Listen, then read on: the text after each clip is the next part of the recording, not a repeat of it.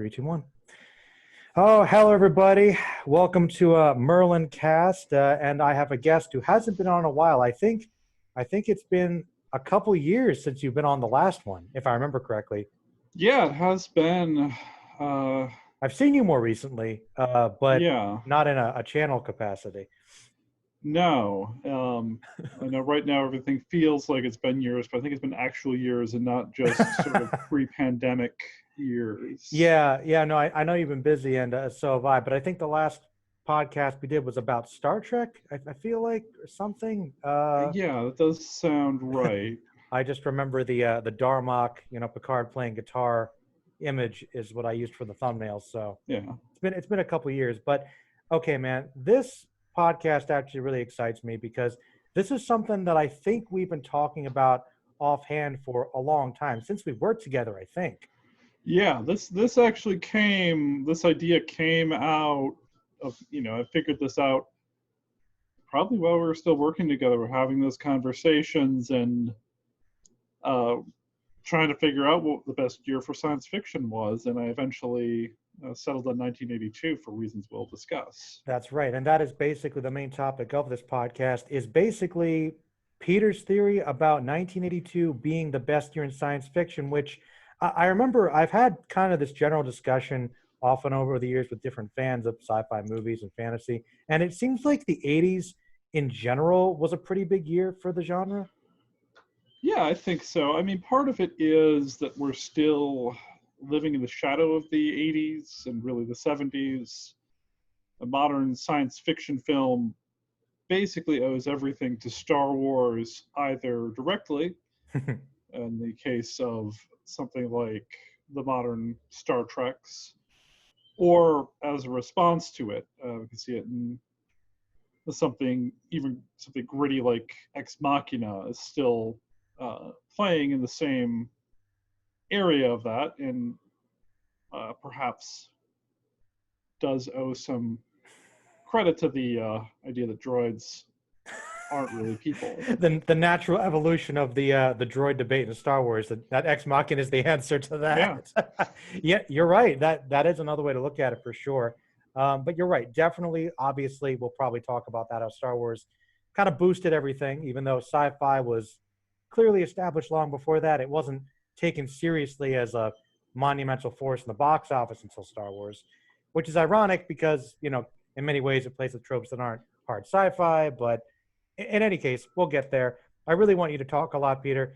Okay, there's going to be two questions we're going to answer. We're going to try and establish why you think 1982 kind of was the big year, but also why that year in particular, historically, why this one might have kind of culminated with all these movies and that to really sell that idea. And then in addition to that, you kind of list of movies you prepared that I believe I've seen them all because that came out in 1982, and we're going to try and look at them individually and sort of discuss them and say how they kind of add to sci-fi as a whole, but to the point of 82 being the best year. So, okay, Peter, why 82? Why do you think it led to that? Star Wars? Were there other things going on in the world? Was something about that year in particular? well, Star Wars is certainly the biggest piece of this. As I mentioned, it comes out in 1977, 5 years before this. Star Wars is followed by Superman and Superman 2 and Empire Strikes Back. So the idea of the summer blockbuster is really starting to be formulated here. And we could even go back further than that. We could talk about Jaws or Close Encounters of the Third Kind, but the idea of the summer blockbuster is relatively new Hmm. in 1982. And the idea of the science fiction, not just as a film, certainly there are other important science fiction films. There are some other very high quality science fiction films. I could think of something like 2001: A Space Odyssey, that is about 14 years before this. So it's not as though science fiction is entirely a B genre, but Star Mm. Wars makes everyone realize that there's money in this in a way that, you know, didn't really perhaps notice before. Culturally, at least in terms of Hollywood, there's a shift from this new Hollywood system. The studios are sort of reasserting control, but the auteurs still have a lot of power. Lucas, again, we might blame him for that, or we might credit him, Both. does allow for certain directors to get away with pursuing their visions. And as we'll see, there's a lot of interesting stuff this year, a lot of different ideas on what film can be. We're also seeing shifts in terms of who watches movies. The international cinema has long been a staple as far as both American consumption and moreover Hollywood globally. And that march continues here. We start to see the first major influences of anime in this period. And again, this is relatively early in terms of talking anime. We're 3 years after Gundam 79. We're 4 years now before Dragon Ball. So we're sort of in this space, but the style of anime does inform some of what we'll see here, and we'll talk about that as we go on. There's a lot of different elements at play here, but some of it's just luck that it happens that these directors at this time had the money or the clout, or just happened to be in the right place at the right time and release their movies in this period.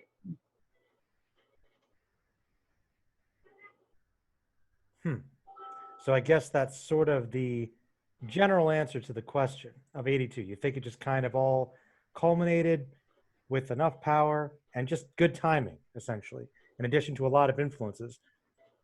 Well, there's certainly an effort to make the next Star Wars, and we'll talk about Disney's attempt to make Star Wars here.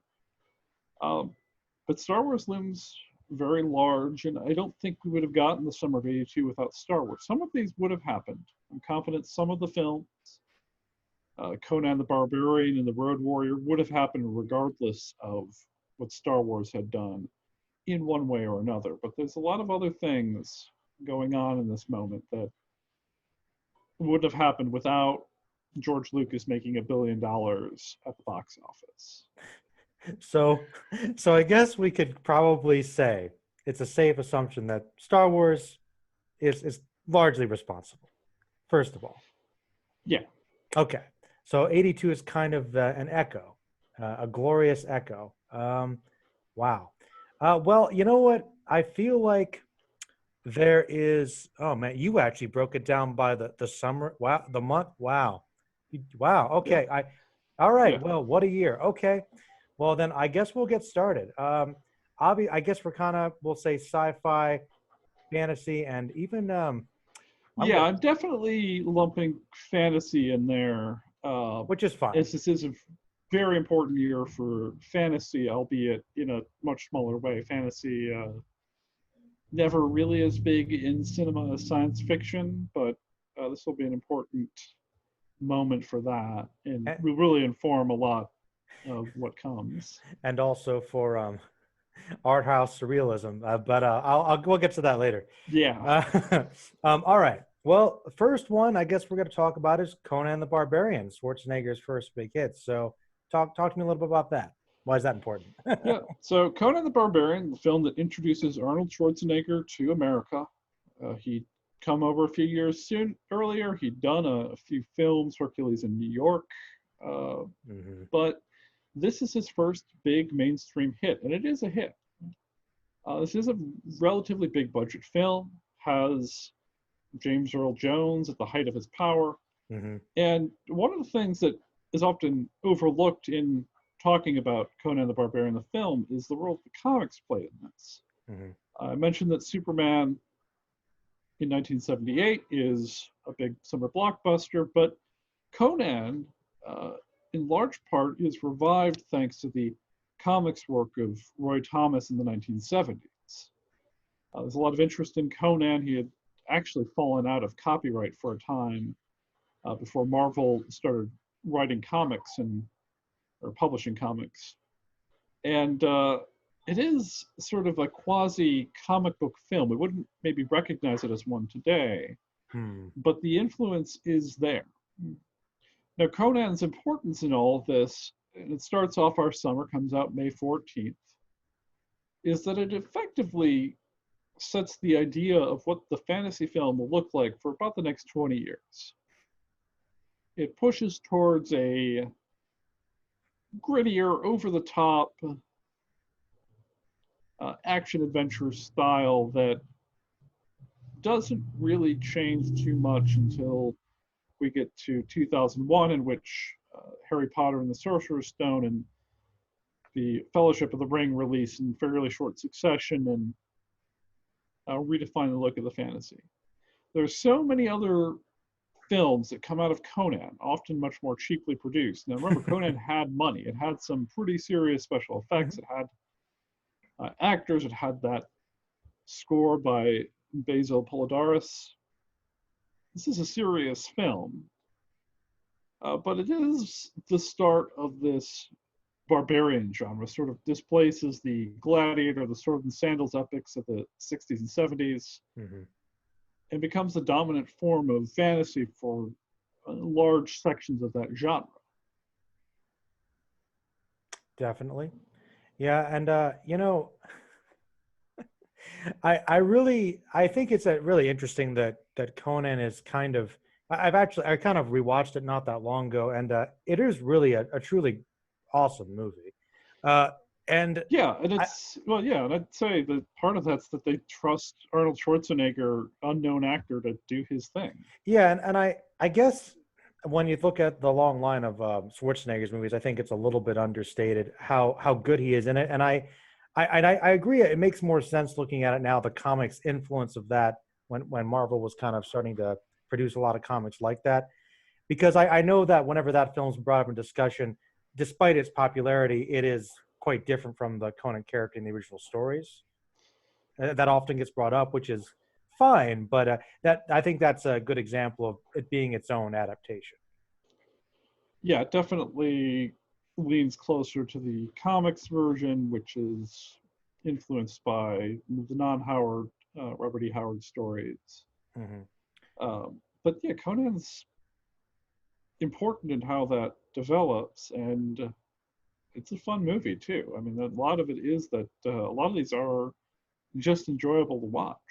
That's true. Mileage may vary, but these are all these are crowd pleasers. The movies we're going to be talking about. There aren't a lot of Duds. dense, difficult films like Ex Machina. No, which I guess when you kind of breach science fiction as serious, you can slowly go into more complicated territory, and this is kind of the beginning of more acceptance. So Conan, I think, as a summer blockbuster movie makes sense, and leading into the next one, I think that's equally a good example. Mad Max: The Road Warrior. So this is one of my favorite films, and Mm, this is an interesting case. So technically, The Road Warrior comes out in 1981 in Australia, mm, but the first Mad Max had failed here. Come out 3 years earlier, had a uh, big platform release. Nobody went to go see it.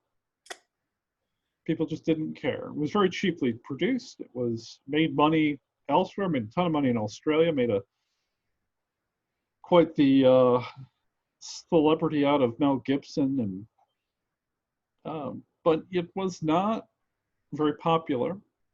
hmm, So they came up with an alternate plan. So rather than release the sequel, which is a superior film, mhm, in cinemas nationwide, they started in the South. They released it in the NASCAR states, in drive-in theaters, and grew in audience over time. Conan's released on something like 1,500 screens. Mad Max, The Road Warriors, released on about 700. hmm. Um, but they make a pretty good amount of money, both of them. Conan ultimately makes more money and casts a certain shadow, but The Road Warrior really, well, Road Warrior finds an audience that didn't know what they wanted just yet, and in its own way will really influence different genre film, the post-apocalyptic film, to the degree that I think the Road Warrior is still the dominant text for the post-apocalypse. It is Definitely. it's the style that gives us the Fallout video game series, for instance, of that post-apocalyptic blasted landscape, the man and his dog, the quasi retelling of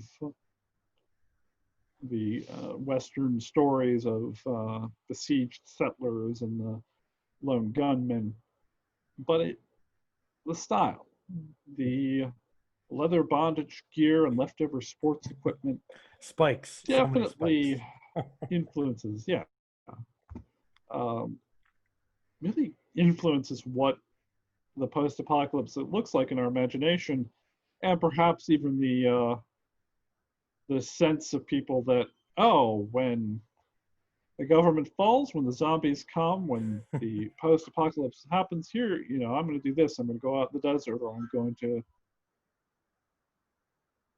influenced by this movie in ways that perhaps not always healthy, but it is definitely a important film.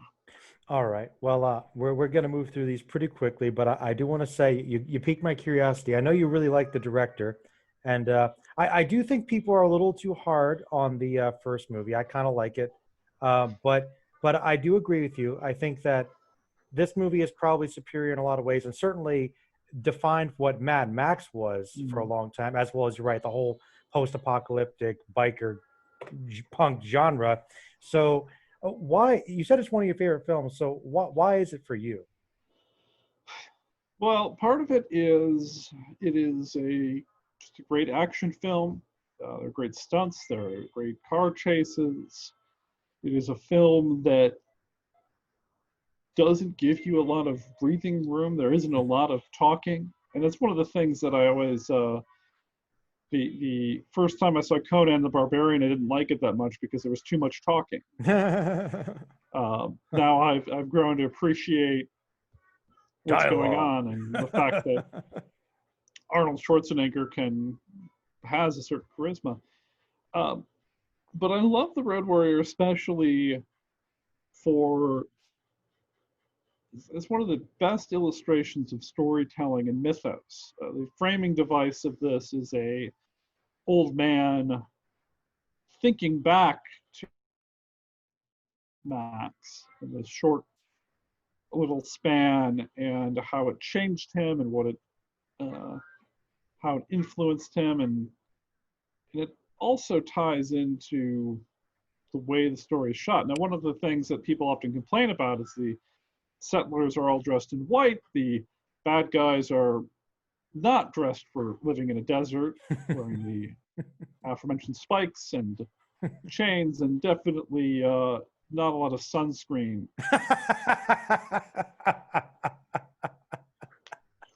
Realism is they're complaining about Yeah, that. I feel like some of those people might be missing the point of the movie. yeah. But my point is, it is a story being told. Of course, in this guy's memory, the good guys were all in pristine white outfits, and the bad guys were all dressed as they are on the film. Because our memories change the story. They tell us different things. I also like that, unlike most of the post-apocalyptic movies to follow, it's not actually a nuclear war that sets things off. It's oil. They run out of oil. That also sets up the theme of the movie. Although even that may be our unreliable old man narrator misremembering, because he wasn't there. He missed the whatever set this off. Mm-hmm.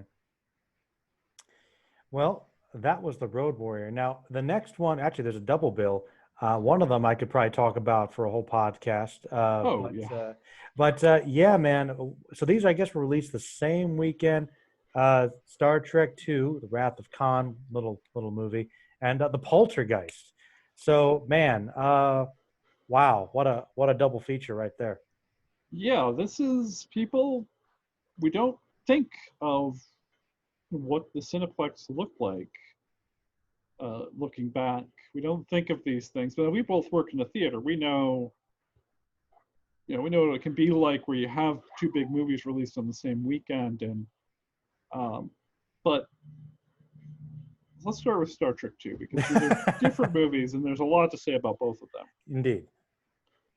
So Star Trek 2 obviously wouldn't have happened without Star Wars. It is the motion picture was made in 1979 because Star Wars, because of trying to tap into it, Hmm. and it doesn't do so well.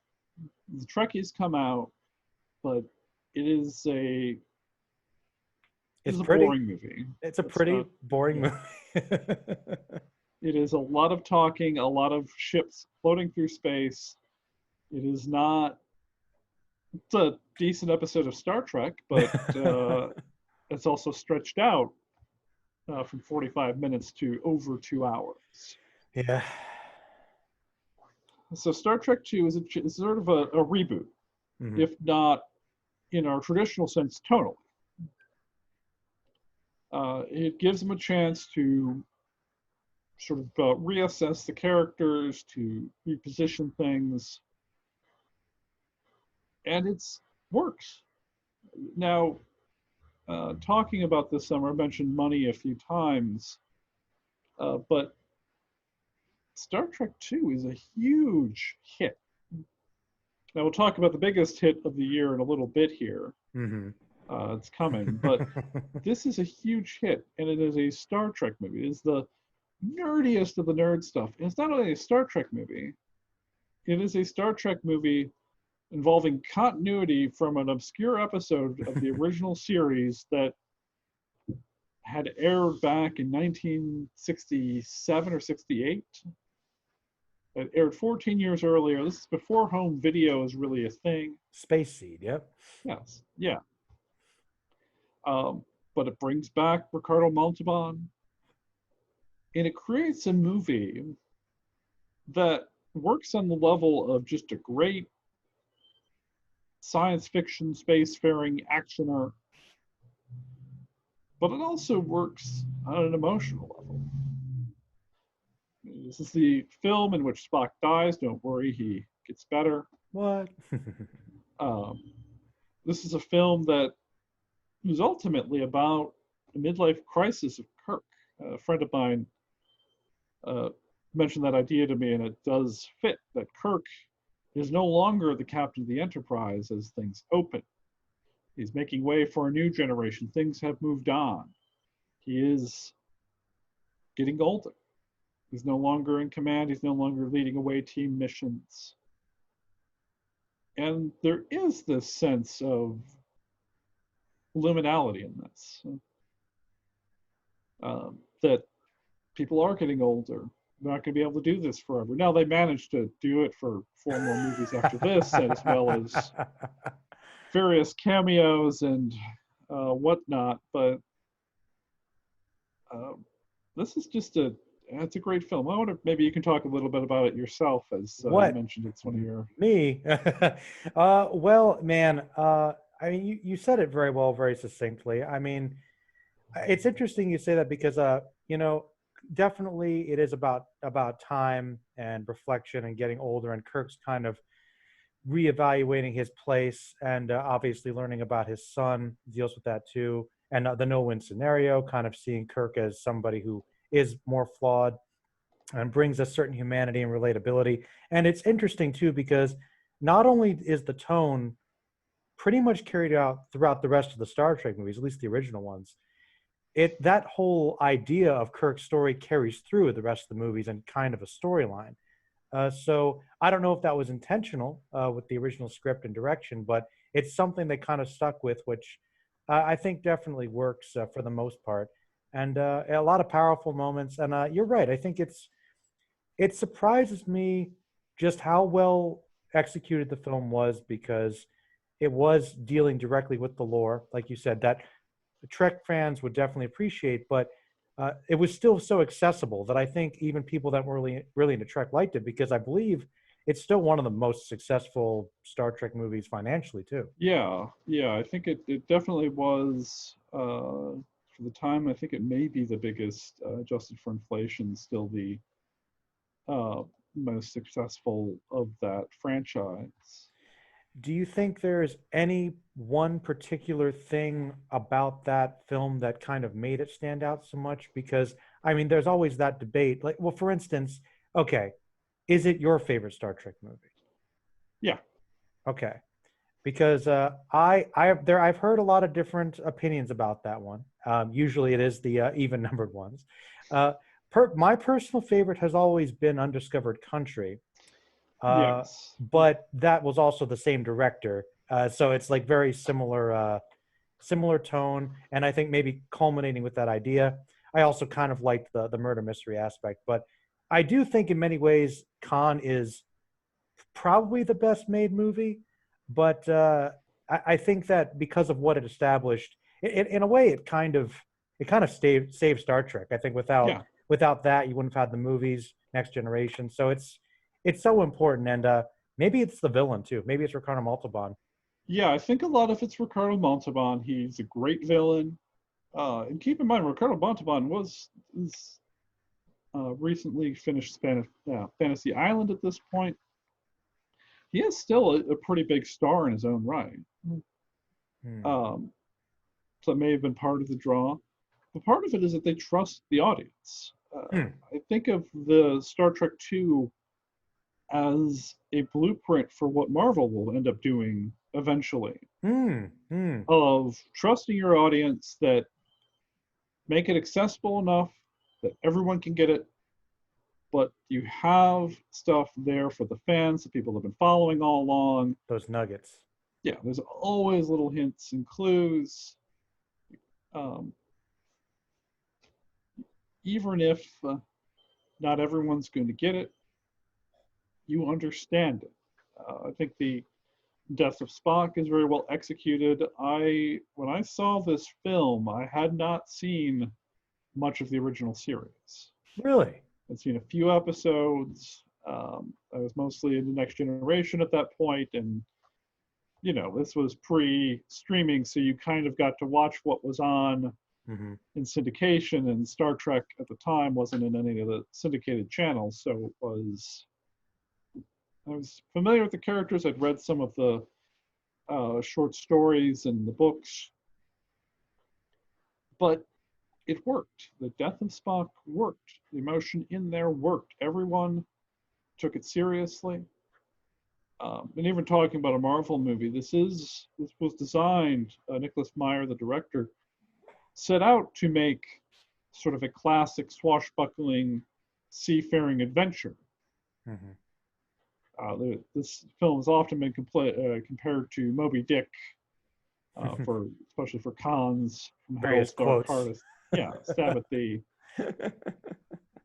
So I think there is, again, some of that too. We see in the Marvel movies where, whether it's a conspiracy thriller or a heist movie, there is an effort to sort of overlay other genres onto it to make it accessible. Hmm. And I Which is think that something. definitely works in Star Trek II's favor. And yeah, definitely, I think the franchise could have limped on without this being a success, but not as confidently as it did. I don't think we would have gotten Next Generation when we did. Um, I think that they would have revived the rights eventually, but I don't think it would. I don't think Star Trek would be what it is today without this. I think you're right. And honestly, I would also say too, uh, when people often make fun of William Shatner, which is perfectly fair to do, I always kind of look to his performances in these movies, especially in Wrath of Khan, to say, hey, if he can do one thing very well, he can definitely do Kirk very well. Yeah, yeah, he is good. He there is We make fun of him with the con, but it works in the movie. In the con, every time someone's like, "Oh yeah, whatever," I'm like, "No, watch the movie. In the context of the movie, the character works. It works. It makes sense. It fits." Definitely. And something that I'm kind of surprised fit was actually the other movie, very different, kind of into the supernatural ghosts, Poltergeist, another iconic film. Yeah, these come out on the same weekend. Poltergeist Wow. is directed by Toby Hooper, but written and produced by Steven Spielberg. There's uh, apocryphal stories that Spielberg actually directed it that are probably untrue. Uh, there are various reasons why people think this. Some of it had to do with marketing. Uh, but Spielberg was there on set. But this is a different kind of movie from the other ones we've discussed here. Okay, It's a definitely. suburban family finding out that their home is haunted by some unknown thing. Draws a lot of inspiration from a classic Twilight Zone episode, but it is its own thing, and it definitely, definitely play. You definitely see that Spielberg is developing a certain style here, even if he doesn't direct this movie. Mhm. His fingerprints are all over it. Well, I think that's I think that just kind of speaks to Spielberg's influence because I will confess that when I often think of my favorite directors, I usually don't think of Spielberg, even though I realized quickly, wow, he has made so many movies that, in terms of just that massive success and that appeal, but also diving into so many genres. And he's also one of those people that clearly, like you said, as a producer, he he probably had a lot of input into what went into it, and in a way, kind of setting the stage for one of the most popular forms of horror we've had, especially like the last what Mm-hmm. 10, 15 years. The ghost film in general, I see a lot of those kind of the suburban hauntings in the Poltergeist, which I confess I didn't really think about until just now. So you're Yeah, I right. could. Yeah, I could definitely see that. Now, it's not the first horror movie set in a suburban setting. We could talk about Halloween's 4 years before this, Hmm. and even the Twilight Zone often played in that uh, playground, as it were. But no, I think that's an important point that this directly leads to paranormal activity and even The Conjuring and all these other the sort of modern face of horror um, comes out of this. Sinister. Um, Hmm. so many different movies are influenced by this basic framework of put a family in suburbia and have spooky things happen to them. So simple, but just so effective. You can, and clearly you could do so much with that. And I bet a lot of filmmakers appreciate that because you can play a lot in that genre for relatively little money, and it's a low risk thing too for Yeah, studios. yeah. Poltergeist is definitely a lot of great effects in it, but for my money, the best scene is early in the film. Hmm. The mom's cleaning up the kitchen, turns around for 10 seconds and turns back around, and all the chairs are on the table. And it's just a great moment. It's great effect. It's a great jump. And it's really something that you can do on a no budget of have something move when nobody's looking, or uh, have people turn around and turn back and something's different. It doesn't have to be a scary clown. It can just sometimes be as simple as something's not where it was before. Which is, yeah, which I think is just an awesome way of kind of utilizing the limitations and effectively. Although I will say, a scary clown can certainly be effective too. Yeah, this is definitely one of the scarier clowns put to film, and I'm not somebody that's scared by clowns too much, but But I it's would the not want. lighting, it's the Yeah, context of the scene and how it's put yeah, together. it's the arms.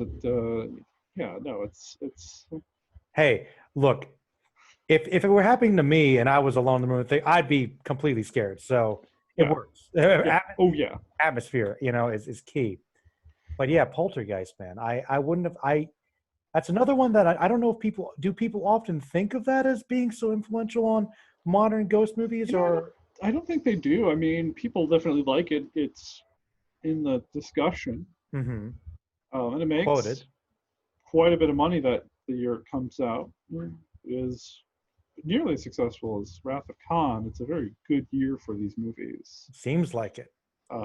We're gonna get some box office bombs here later on, Ooh, but that's always fun. I like talking yeah, box office bombs. Now, I'm not. I don't know all the box office numbers, but you were mentioned something about the biggest hit, and if I know anything, I think that the next one could be the guy that took the title. He's a little guy. Name's I think they just called him E.T. the Yeah, extraterrestrial. yeah, I think that's right. Yeah. Oh man, So Spielberg, that guy.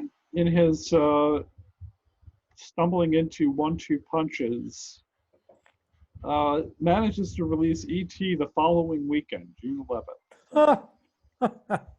Um, this is a guy. Spielberg's relatively young at this point. He's had some successes. His big movie was supposed to be Close Encounters of the Third Kind, but he and it was a big hit. And then Star Wars came out, and everyone forgot about it. Hmm. Uh, so a year before this, he did Indiana Jones, The Raiders of the Lost Ark, and this is his follow-up, a simple little movie about a visitor that really likes his Reese's Pieces. A boy and his alien. um, all right. E.T. is kind of an anomaly to me, because I I admit that it's clearly, and it's also one of the ones. A couple of these I haven't seen in a long time, but E.T. is one I have not seen in a long time. I watched it a lot as a kid, and my experience with watching some films that were released as kids movies, some of the ones I gravitated to, I still watch them even though I didn't necessarily love them. And E.T. was one that I feel like could be equally enchanting, but always a little scary, for a kid. Which I don't even know exactly how to describe that, but I think it's just the intensity of what happens to ET. And when you think that Mm-hmm. he's going to die and the government's going after them, there's a lot at stake, even though it's uh, it's not a high rated movie. Like I think it's what, PG, like it's Yeah, I believe it's a PG. yeah, it's and they're able to create so much discomfort in some of those moments. And ET is such a likable character, uh, and I think it surprises me. I'm surprised. There must be something about just the way. Maybe could it be the way the kids played off him? Because I'll be honest with you, I think that ET is definitely a very alien looking creature. Mm-hmm. But when I first think of cute and cuddly, ET has never been the first thing to come to mind. Maybe that's just my particular uh, brand of cuteness, but I'm surprised about that. So maybe enlighten me. What do you think really touched audiences' hearts so much? Uh, really? Well, I think the connecting thread to both the scariness and the loveliness of that movie is John Williams' score. Ah, yes. I don't think E.T. is E.T. without the music, and I don't know if it's John Williams' best score. He has a lot of great music, but that makes the movie here. Okay. Really tells us what to think. It tells us to be scared when that the theme of when the government's showing up, those like horns. Mm. Uh, but Well, part of it is it that, works. yeah, I think ET by design is sort of ugly, Okay. Okay. but Thank that's you. why we love him more. Yeah, that's why we come to love him within the context of this movie Hmm. because he's a genuinely good creature. Hmm. Because he's sort of sweet and helpless, he's waddling around. I think some of it does have to do with those big eyes. I talked a little bit about anime influence, and we'll talk some more about Ah, that soon. coming up here. But I can't help but wonder if the big eyes was sort of in that Osamu Tezuka style, allows him to be a little more emotional. You know what, with a lot of the artists and the creative people working in special effects and just behind the scenes with the prosthetics and makeup, it wouldn't surprise me if the big eyes, especially because the origin of that, obviously, with the anime influence comes from those early Disney cartoons, Yep. big expressive eyes, kind of big puppy dog eyes. Is it also maybe his simplicity of speech that makes us like him? Yeah, he's a child. He's a baby. Um, as far as it goes. He needs to kind of be taken care of, and we can put ourselves. I think that's important that there are three kids of slightly different ages, Mm-hmm. and it means that you as an audience, whether you're a teenager, whether you're a preteen, or whether you're an adolescent, you can identify with one of those three. Maybe Ellie gets the most screen time, but it allows you to hit different demographics with that and look at the movie in different ways and identify with different characters. Hmm. Even the Dee Wallace's harried mom. Nowadays, it's like, yeah, okay, I understand how she might not realize there's an alien hiding in her eyes, but No, that's a good point. There's kind of something for everyone in that situation to relate to, which is important in any story. All right, you know what?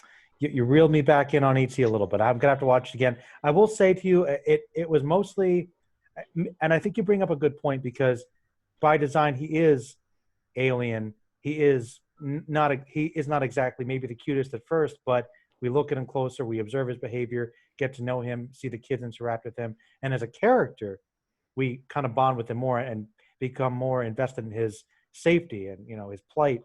And before we move on to the next couple movies, because man, we got some big ones next. But the I have to ask you because we can't bring up ET without it. How do you feel about the whole flashlight thing? what about the flashlight thing? The what was it? The re-release with their placing the guns with the Oh flashlights. yeah. The Well, how do you feel about the version that is available on Netflix, available on streaming, has the guns again. it? Okay. So I feel like it was. I definitely feel like that was a odd choice because E.T., as with the Goonies, for instance, and other similar sort of teenagers on bikes fighting bad guys, there is meant to be a sense of danger here. There is that sense that these kids could get hurt.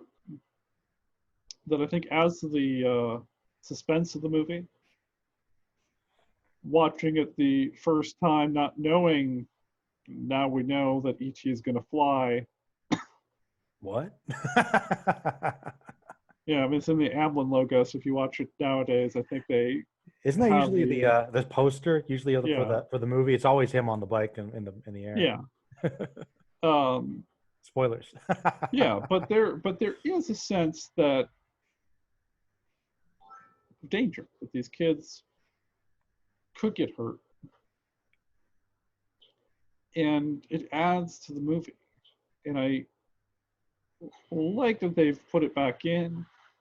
I mean, there's a case to be made that, yeah, you got kids now and you don't want them getting scared, but I want that idea of suspense. I want a little bit of danger in there, even if I know these kids are not going to get shot by the FBI or police or whoever it is exactly.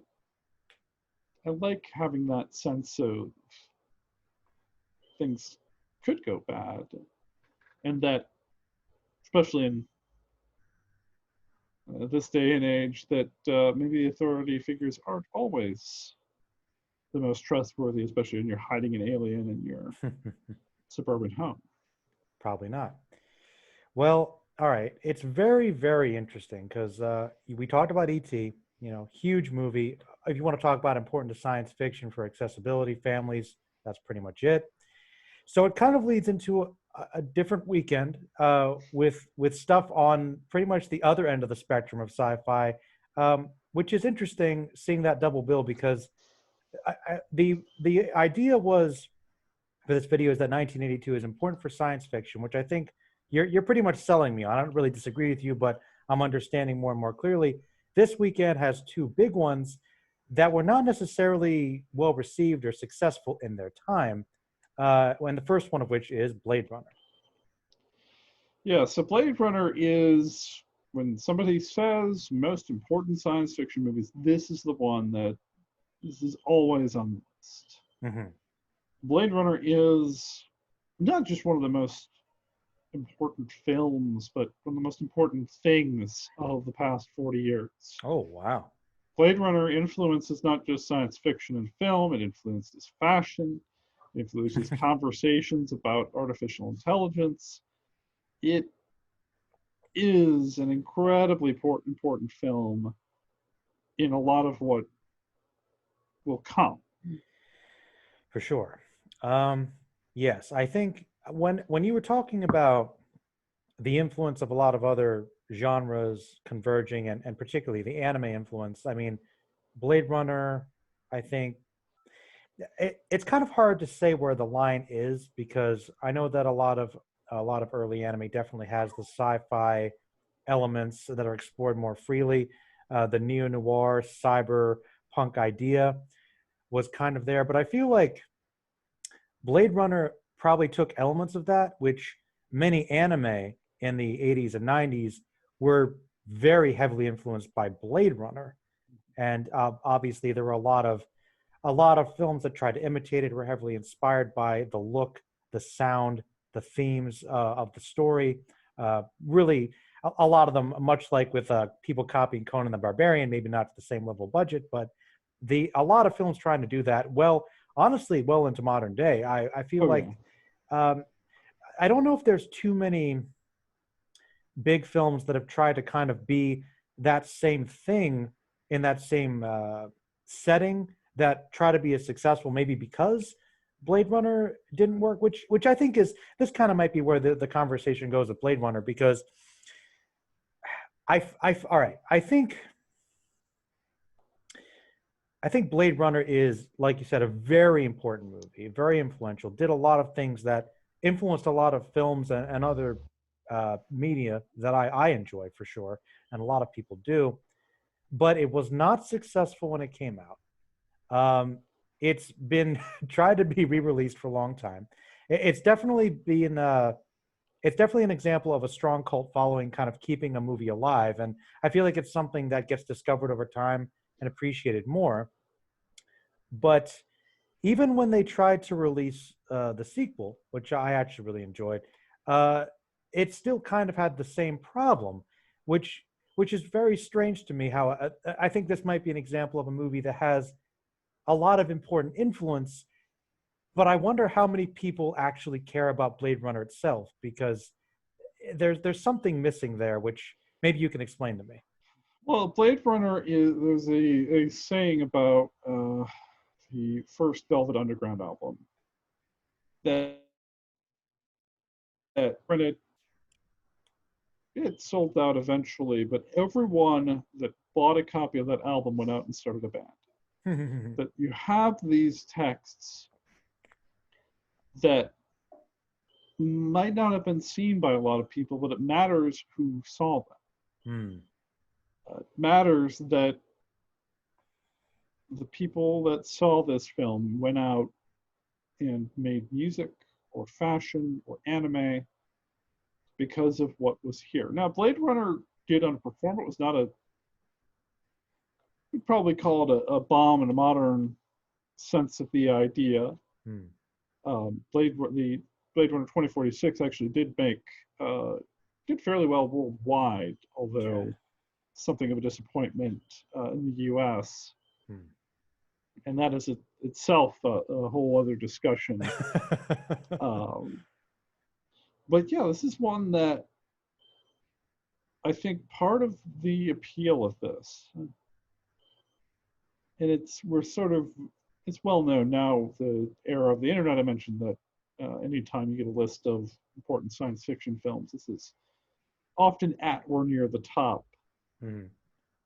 Um, this was a cult thing, so everyone had the opportunity to catch a midnight showing of this, to see this at some rundown cinema, to catch a re-release or a director's cut and have their own experience with it in a way that you can't with Star Wars. Star Wars is Star Wars.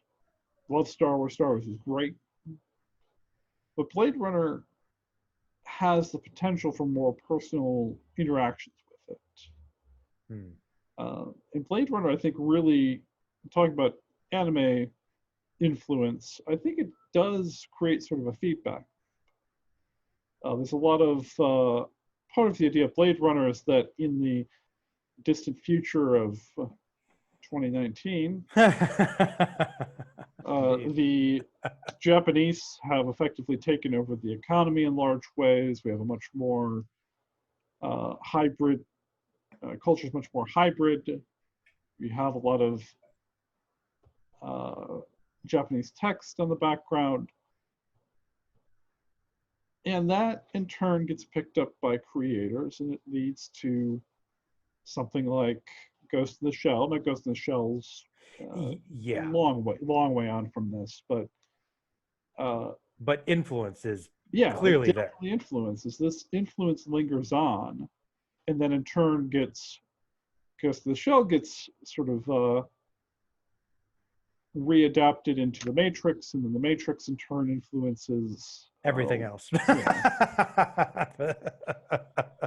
Uh, but this is, I think, an important film on so many levels. But just for that exchange of those ideas, of doing all this crazy stuff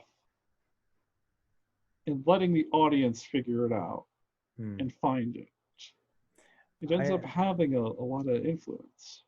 I like what you said with the kind of being sort of the polar opposite of Star Wars. Star Wars is definitely a movie that definitely begs a crowd to see it, an audience to cheer, whereas maybe people wouldn't gravitate to the theaters for Blade Runner in droves, but you could rent it at home video, sit at home, think about the movie, Mm. have more of a one-on-one, thoughtful introspection regarding it, because it's not an easy film to digest in terms of its story. Even though the story is, well, relatively simple, the ideas behind it are very complicated. Yeah, Star Wars is a you go see Star Wars with your friends, you get out, you talk about your favorite fight scenes or this, that, or the other thing. Blade Runner, you get out and you think about it. Maybe you go have coffee and talk about the ideas and the philosophies and what's going on and is Deckard a replicant? Now, for the record, I think that he's human, but Me too. there's enough there that you can talk about that.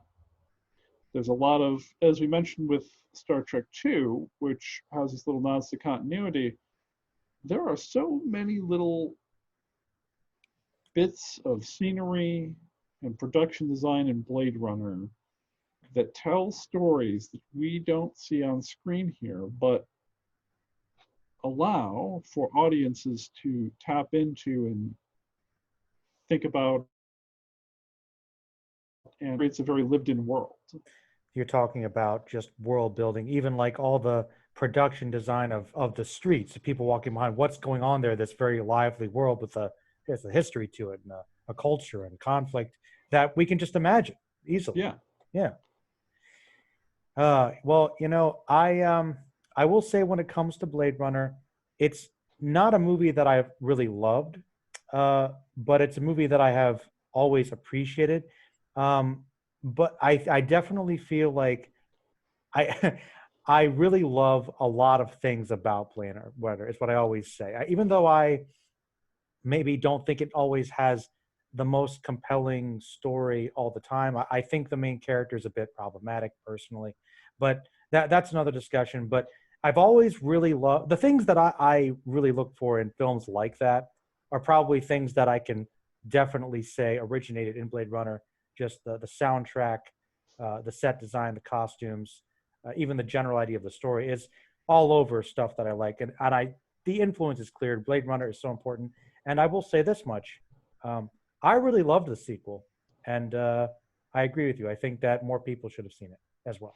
Yeah, I definitely recommend 2049. If you haven't seen it, it expands and adapts the original in ways that I would not have foreseen. I would recommend seeing it in the theater whenever theaters reopen, if that's a possibility.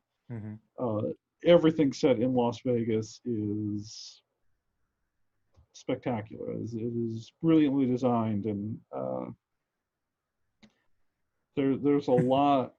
There's a lot in that movie too that's worth unpacking and could probably have an entire video of its own. But Oh, no doubt. Maybe at some point for sure. yeah. But I mean, you want to talk about big sci-fi movies, then you go to the other one that came out that weekend. I mean, this movie that I've never talked about on my channel before called The Thing, John Carpenter's The Thing. I mean, tell me about that little movie. What's that about? Well, The Thing is a quasi remake of the 1951 Thing from Another World, in which a group of scientists in the Antarctic at a research base uncover a mysterious alien visitor. And it's one of the best movies ever made. Yeah. And nobody cared about it. Nobody saw it. Critics hate No. it. And I love, I think that is just, please tell me more, but man, you, whenever I look to, I guess I want you to tell me more about the sci-fi influence as well, but whenever I think about a film, really not, a film definitely being a gem that's not appreciated in its time, but it is picked up on and sustained through audience's curiosity. That's one of the perfect examples. Yeah. Yeah, this is probably the cultiest of the cult film. And we'll talk about a few more cult films coming up here, but This def- is when it's interesting. You're right. That's the exact way to put it. The ultimate cult movie because nobody cared about it at all. Not a success at the time. Hated by pretty much everybody that did see it. yeah. But then now it's on the top of everyone's lists. Usually. Yeah, it is one of the great science fiction films because it is there's a lot of all the elements work to it. It captures the paranoia and isolation of being on this base with a bunch of people you think you know, but how well do you know them? Um, it has this a lot of great commentary on masculinity. Mm-hmm. These are sort of macho men, but they are not really able to handle the creature. And And the creature also has much like Alien. There's elements of violation there. yeah, there's a lot There's a lot there's going on. a lot going on. You know what? One thing, Peter, I got to say that impresses me a lot about the thing as well, which you brought up. I think a lot of people bring up that the the real enemy is man, the paranoia, distrust, dissent among the ranks in an isolated scenario, and very much true. And it makes me think the movie probably could have worked really, really well even without those amazing special effects. Yeah, yeah, you could have definitely done this movie. Now the special effects I think are what raise it to the next level. Mm-hmm. Mm-hmm. You could have done this movie. The Invasion of the Body Snatchers, the remake had come out I think 4 years before this. Mm-hmm. Very good. It's a Donald Sutherland one. If you've, Oh yeah, very good movie. um, but the special effects are what everyone remembers about this. But there's also a great movie underneath here, and then we could talk about special effects. And I mentioned before sort of anime influence. This I think ends up being one of the important influencers for a lot of the body horror of uh, OAVs in the 1980s in Japan. I think that this gets a cult following in a way that even in Japan that doesn't quite here, although we do get some great, think of something like Society. Yeah, once again, maybe I didn't think about it quite as clearly, but definitely those types of monsters, that sort of hyper violence that goes in with the transformation sequences. As you mentioned, a lot of the OVAs in the 80s and 90s, which kind of brought in anime slowly into the public consciousness, definitely feels very similar to a lot of the imagery in this film. So I can believe a lot of animators were influenced by that. Yeah, and I think that might have been part of people that chose what got translated, what got subbed or dubbed and brought over were probably sort of people that would have been watching The Thing and Mm-hmm. saying and Blade Runner and making those choices, which played out in the longer term in what anime gets produced today to Hmm. some extent.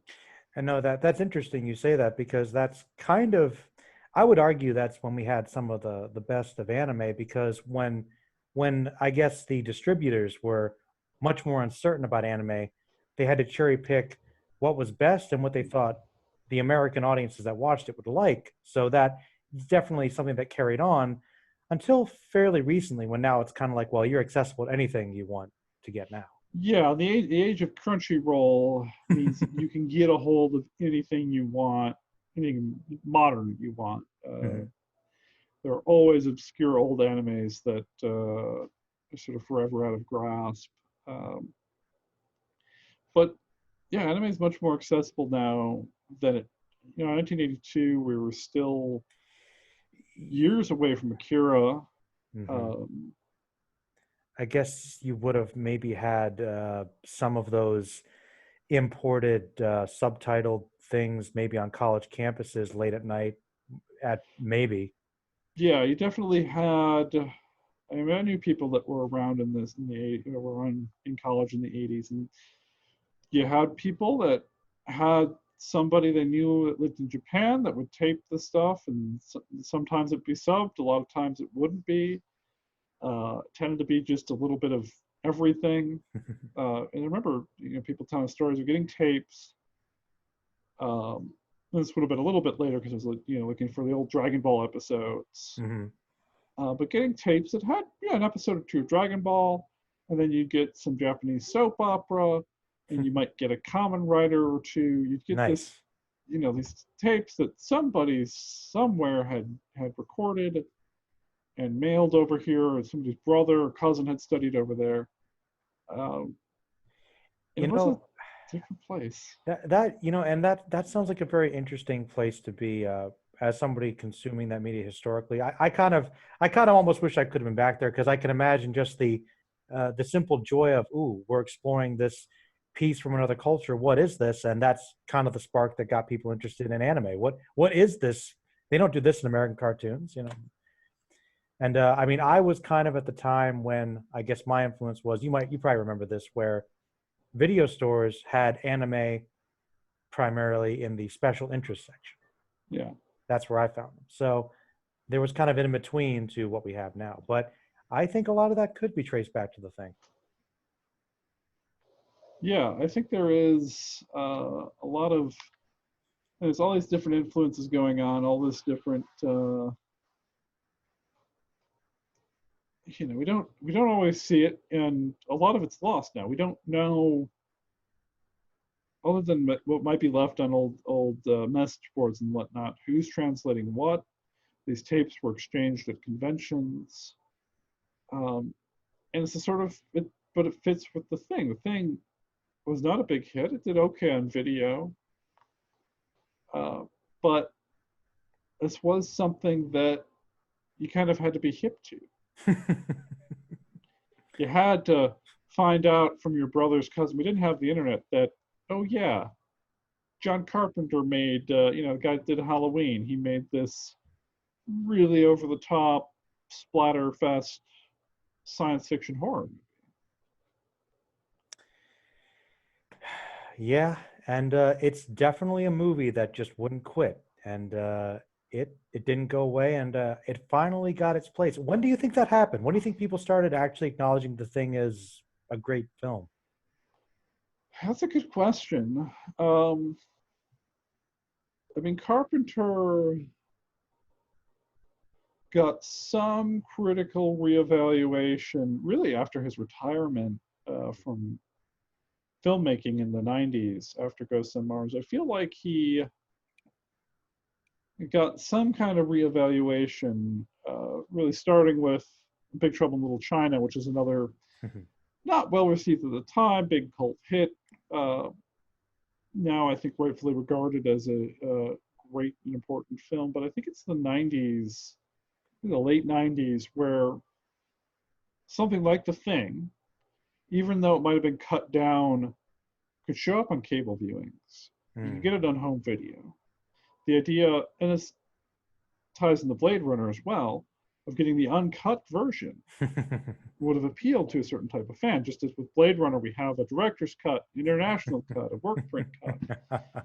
Um, it's part of the appeal for the people that are in sort of the cult, that are interested in this stuff, that are engaged in this, look at it and say, ooh, there's more out there. But, fans these days are spoiled because they just demand the Snyder Cut on Twitter for 6 months, and lo and behold, we're creating a whole new cut of a movie that didn't exist. Well, fan influence, whether it's Star Trek or something else, has always been a big factor. Actually, kind of originated with Star Trek, I think. But now it's gotten, for better or worse, more powerful. And hey, you're right.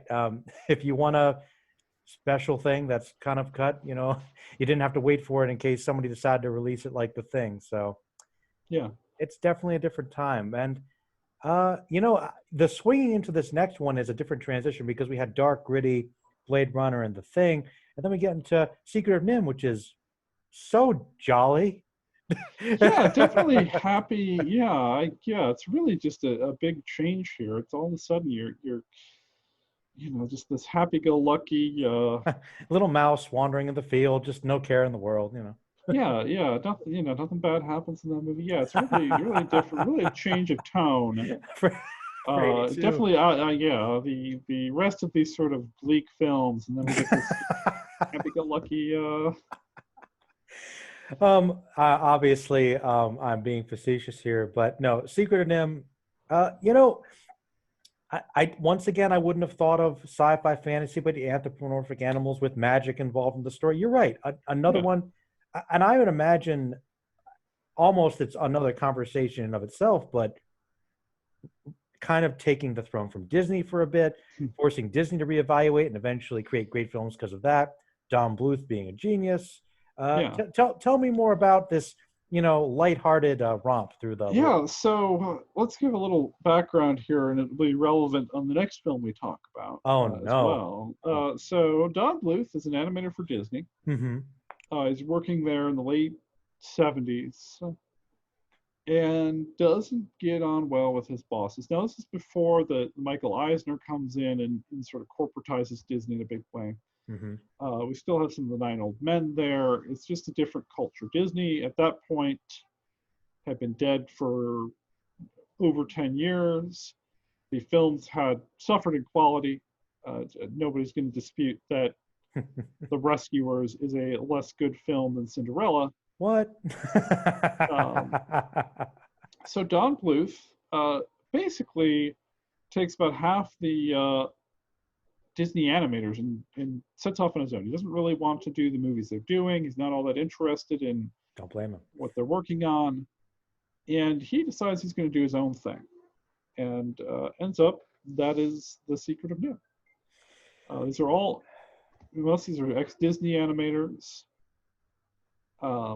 They want to tell a different kind of story than they're being allowed to. Now, it's interesting that the year before this is Disney's big release is The Fox and the Hound, which is a fairly bleak, at least in its ending, meditation on race relations. But a little bit. There's depths there, although Disney will eventually put itself into a corner with the Black Cauldron, which is a response to this. Disney looks at what Don Bluth is doing and says, that's where it's at. And the animators part of the reason Bluth left, do want to tell darker, grittier stories. And Secret of NIMH is not a huge hit. Makes back its budget. It does, but it does change the culture at Disney enough that they start rethinking what they're doing, at least as far as animation goes. Definitely. And it's we often joke because I've been doing some videos with Dan. You might know we're doing the Dan Does Disney, going through all the animated ones, and it's kind of an ongoing joke that I guess one of the reasons a lot of the Disney films, even especially the earliest ones we've been watching, were successful because even though they are, I guess, lighter in terms of more modern animated films, even in Disney standards, there still is always an undercurrent of something dark there. I guess as any classic fairy tale would be, and I don't know if Disney kind of maybe lost its way a bit with that, maybe after Walt passed away, but Secret of Nim seems to really just kind of dive into that stuff full force, and not try to hide it. Which I think it's funny you mentioned. Clearly, something gets miscommunicated with the Black Cauldron. Dark and gritty in and of itself is what we need, but the heart, the story, is clearly the main draw. But it's more of the style over the substance Disney was worried about. But yeah, Secret of Nim, uh, man, what it's a wonderful movie, uh, and so it wasn't a big hit. Do you think that is because it was just a competing animation studio that wasn't Disney, or was it because of feedback of, well, you've got these rats that are stabbing each other and bleeding out in battle? Is that a factor? Well, so part of Secret of Nim, it does underperform in theaters. I think part of it is that it's a little darker. It's not Disney. I think animation is kind of on the downswing right now, just in the public imagination. Mm-hmm. Secret of Nim does very well on home video. Hmm. In the later 80s, it becomes a very big success and is probably part of the reason, there are a lot of reasons that Disney ends up putting their films on home video, not just re-releasing them every few years. And I mean, I feel like that's another movie that I need to watch it again and dive into because I love Don Bluth as a filmmaker, as an animator. I think he just made a lot of really good films. And talking a bit about the animation for Secret Nim holds up really well, but I just recalling it, the thing that kind of impressed me the most was, do you remember maybe you can tell me what it is in the plot when Nicodemus gives Mrs. Brisby the stone, the what is that called? Oh yeah, It's basically the source of his power, the magic, right? yeah, Whatever that is, just the way the light. Well, he's looking it up now. The way the light was animated in that, I don't know. That's just that looks so beautiful, and that was probably not digital because that was the next movie we're going to talk about is innovating yeah. that. So it's just things like that. I mean, I love a lot of filmmaking techniques just really always impressed me how they managed to pull off these effects, but just the way they performed the animation lighting of that to make it stand out from the 2D well before CGI is just, obviously like later films, like later some, I don't know, like some of the ones he tried to do, like even Titan AE or Treasure Planet would integrate CGI with 2D and it wouldn't look as good as that. No, it really doesn't. But Bluth is a master. I mean, he's a master of light. We could talk about. I think of An American Tail does similar things with light in the Oh, way it and tears. focuses light. Yeah, Though, oh man. Well, I will say this though: Secret of Nim is an excellent film, but one thing I like about it is that I can watch it. I want to watch Secret of Nim. There yeah, are some other movies of his that I'm like, I have tried to watch it as an adult, and I confess to you, I haven't been able to get through them. Like, yeah, and I'm wondering, I think Don Bluth also really wanted to tell heavier stories for kids, and he believed in what kids could handle, which is one thing he's kind of famous for, right? yeah. He definitely trusts kids to deal with death and these heavier plots in the same way that the Walt Disney did. Hmm.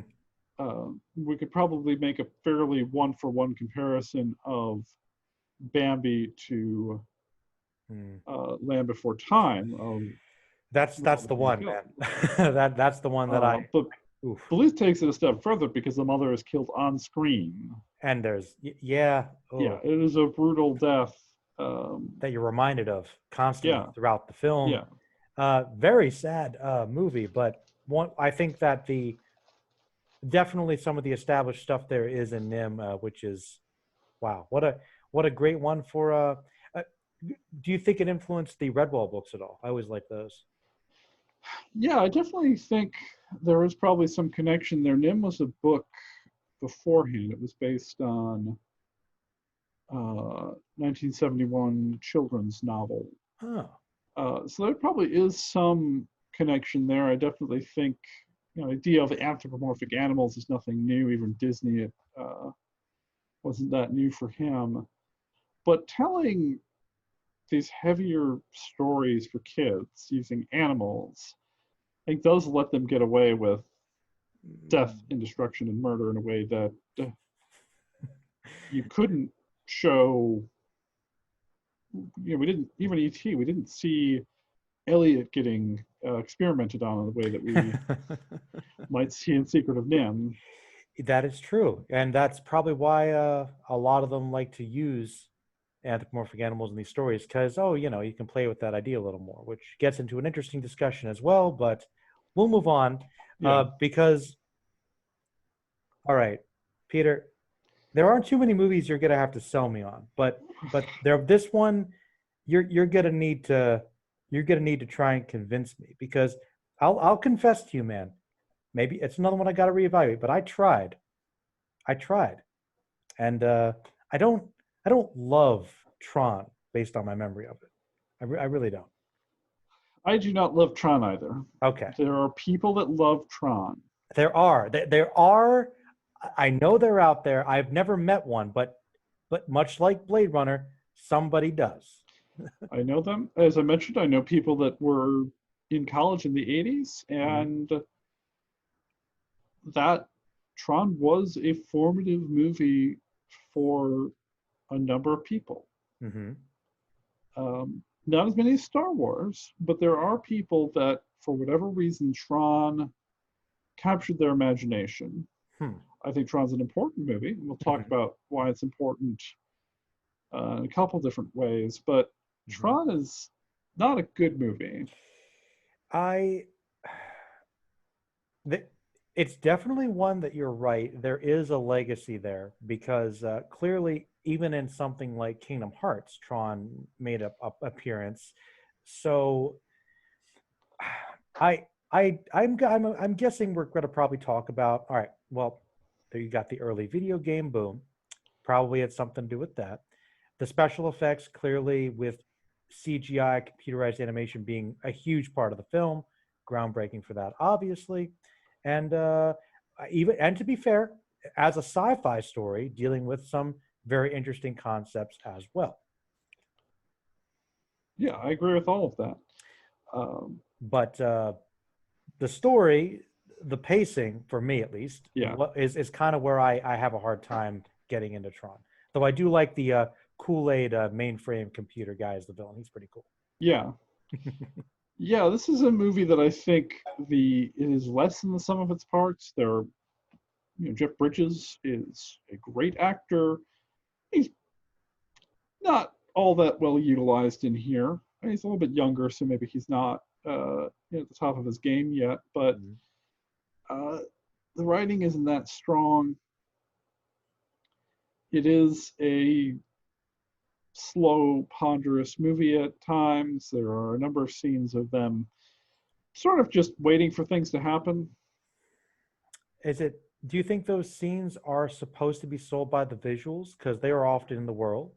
Yeah, Uh, I think this was intended to be a visual feast, and I think it is. hmm, Uh, very, I think it's a very important film. It's not the first film to use computer graphics, depending on how you count that, but yeah, yeah. it uses it well. A lot of the stuff in here is practical effects. It's green screens and things painted over, and Hmm. there's only about 30 seconds of actual computer generated effects in this movie, but it has a lot of influence because it is the first to do that. It is the first to sort of push the envelope. It is a risk, and one of the things that often gets overlooked is Tron is not a box office bomb in the way that Blade Runner or The Thing are. Okay. It makes back its budget. Now, Disney had counted on the next Star Wars and produced something that didn't have a lot of toys to go with it. It had some stuff, the glow-in-the-dark frisbees, for instance. But it doesn't make a lot of money. And it is sort of a sign of the times that Disney is not in good shape. They're not making the best decisions. Yeah.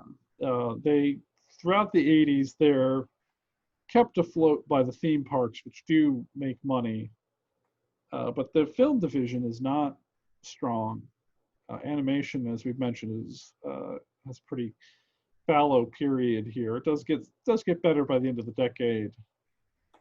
But Tron is sort of indicative of these problems. Now, interestingly, Tron was originally supposed to come out in December, and Disney was afraid of Don Bluth and moved it up to sort of counter-program against The Secret of NIMH. And maybe that worked. Maybe it was that parents went and saw, oh, a Disney movie, not realizing that it was live action and took their kids to that instead. But it is an interesting movie, and I don't entirely understand why some people love this movie. Some of it's probably nostalgia. It is a very visually unique movie. True. It's definitely one of those things where I could say, all right, well, maybe that's right. That's something that I always give films points for is how unique they really are. And there is no other movie really like Tron. No. So that's something for sure. Visuals are interesting. I would probably want to watch it again because I was a bit younger when I watched it. So maybe I could look at it with another eye. But that was one that I never could get into. I never quite got it. But I can definitely see how, as a sci-fi movie, it definitely is important.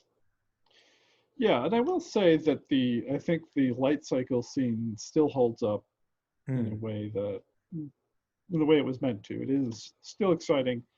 I think that wound up being a pretty influential on things even outside science fiction.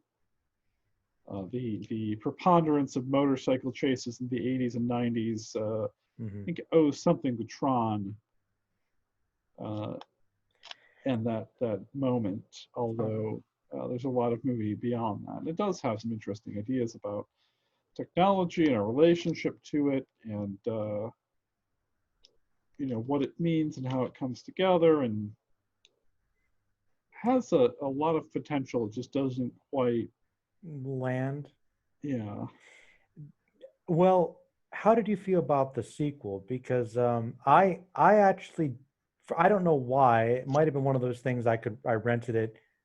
Maybe it was just available, but I watched it one night years ago, a little after it came out, and I was surprised that I actually kind of enjoyed the sequel Yeah. more than the original movie, which made me feel a little.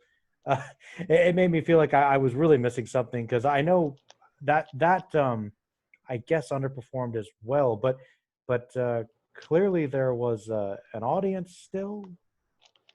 Yeah, I mean, that's another one where that made, Tron Legacy made a lot of money, just not enough money compared to superhero movies and Star Wars that Disney now owns. I think it got an animated series though, so It did, yeah. yeah, Tron's got something. And it's one that I definitely think could be revived again in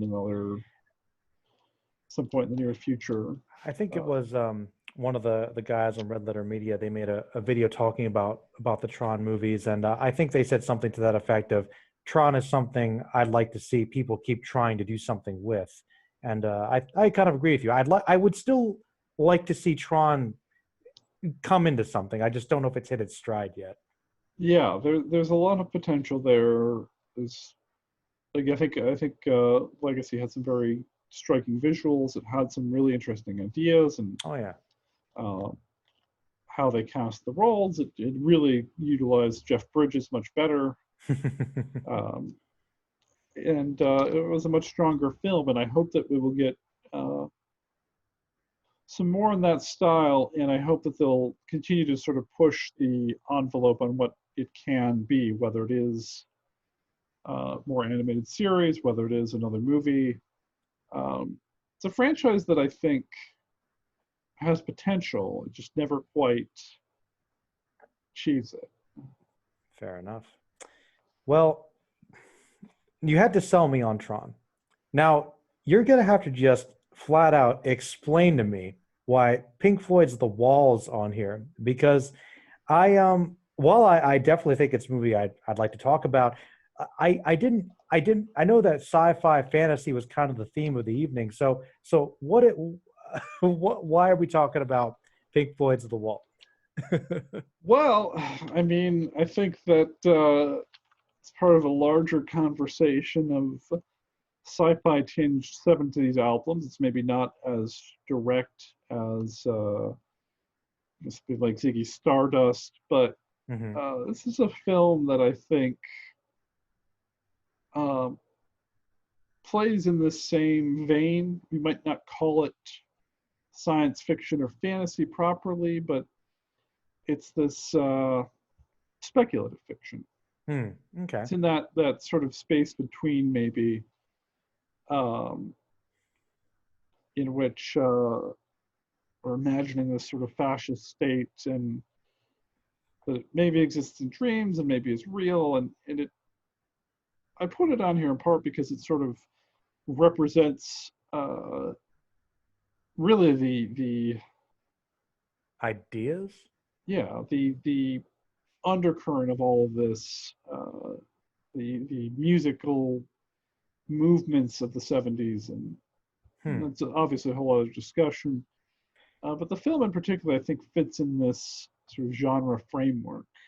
Interesting. It's not as obviously science fiction as the other things, but it definitely trucks in that vein. And I do think it's worth discussing, at least as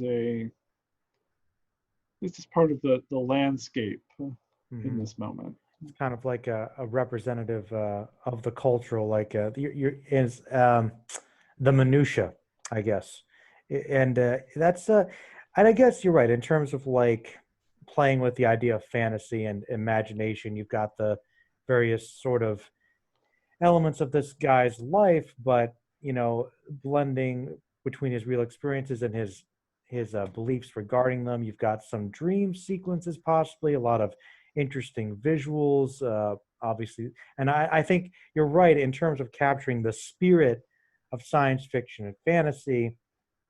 You going back to pretty much the 70s and into the 80s with a lot of progressive rock, a lot of heavy metal, which Pink Floyd kind of is sort of in between those genres a little bit, and obviously influential through their art and just through the honestly, even the sound, I guess, kind of leans towards a lot of those themes and feelings that could easily fit into a landscape of something more visual, like a sci-fi epic or a fantasy story, like Conan the Barbarian.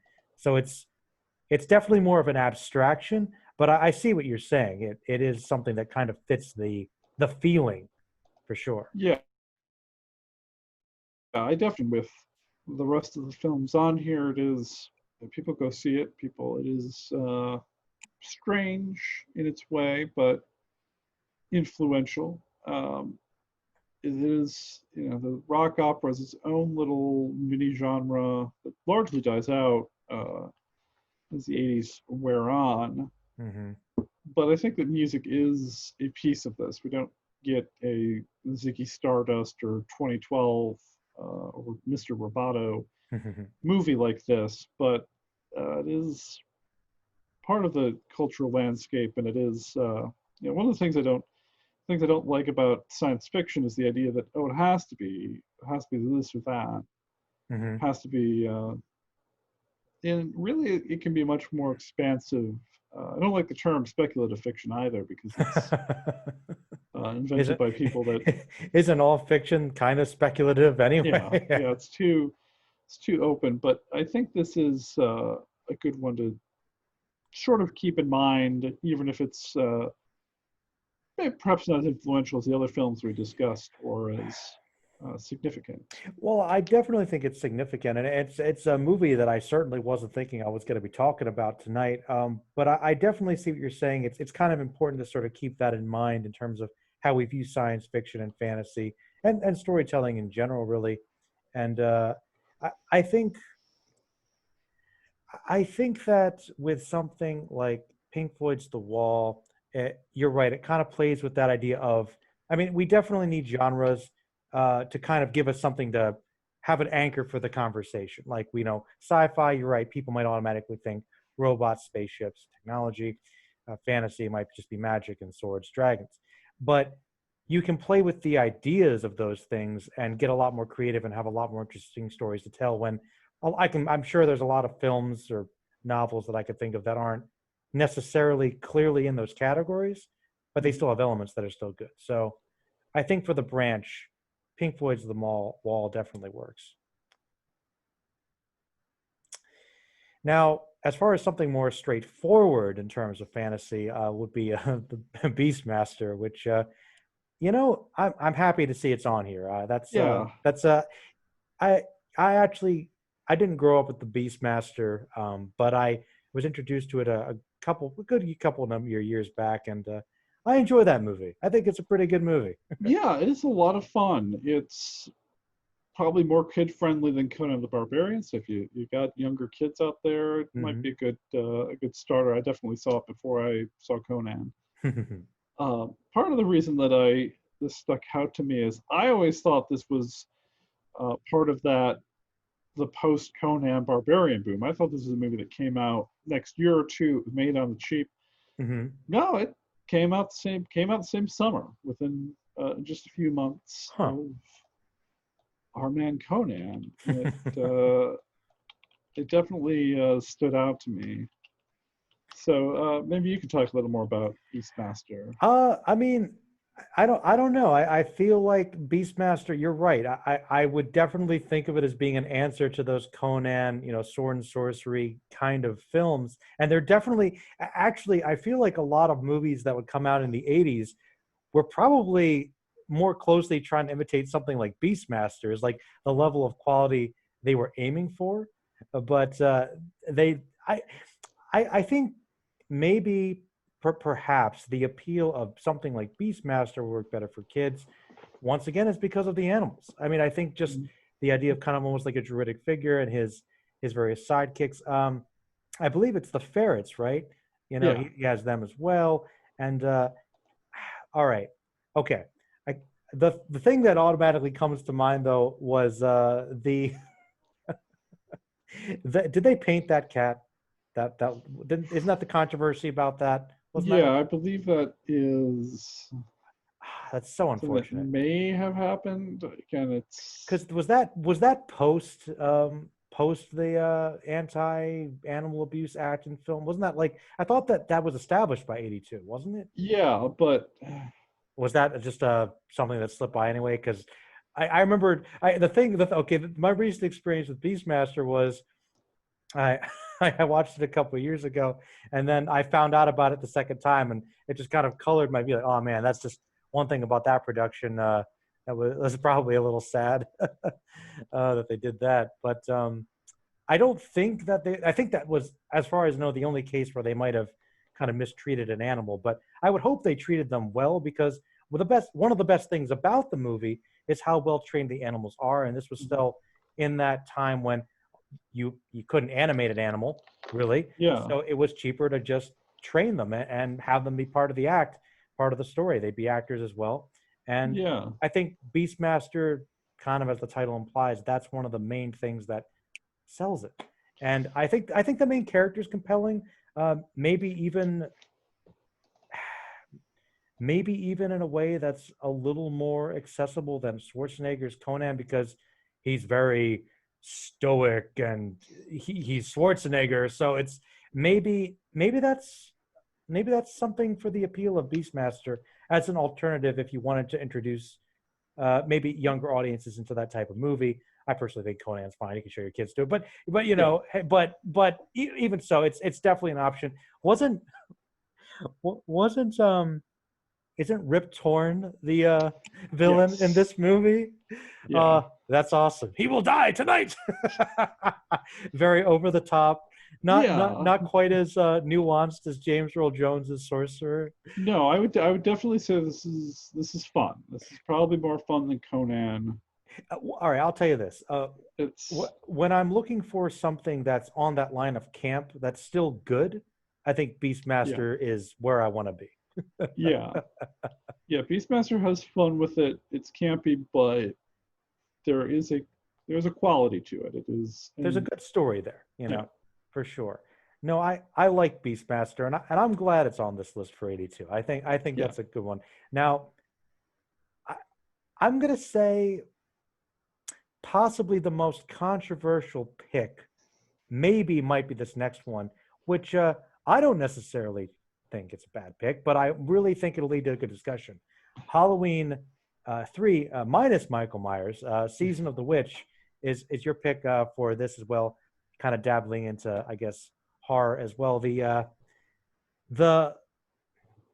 the movie, I guess, of the Halloween franchise that I feel like has gotten it did get a lot of hate for a long time, but in a weird way could potentially be one of the best Halloween movies.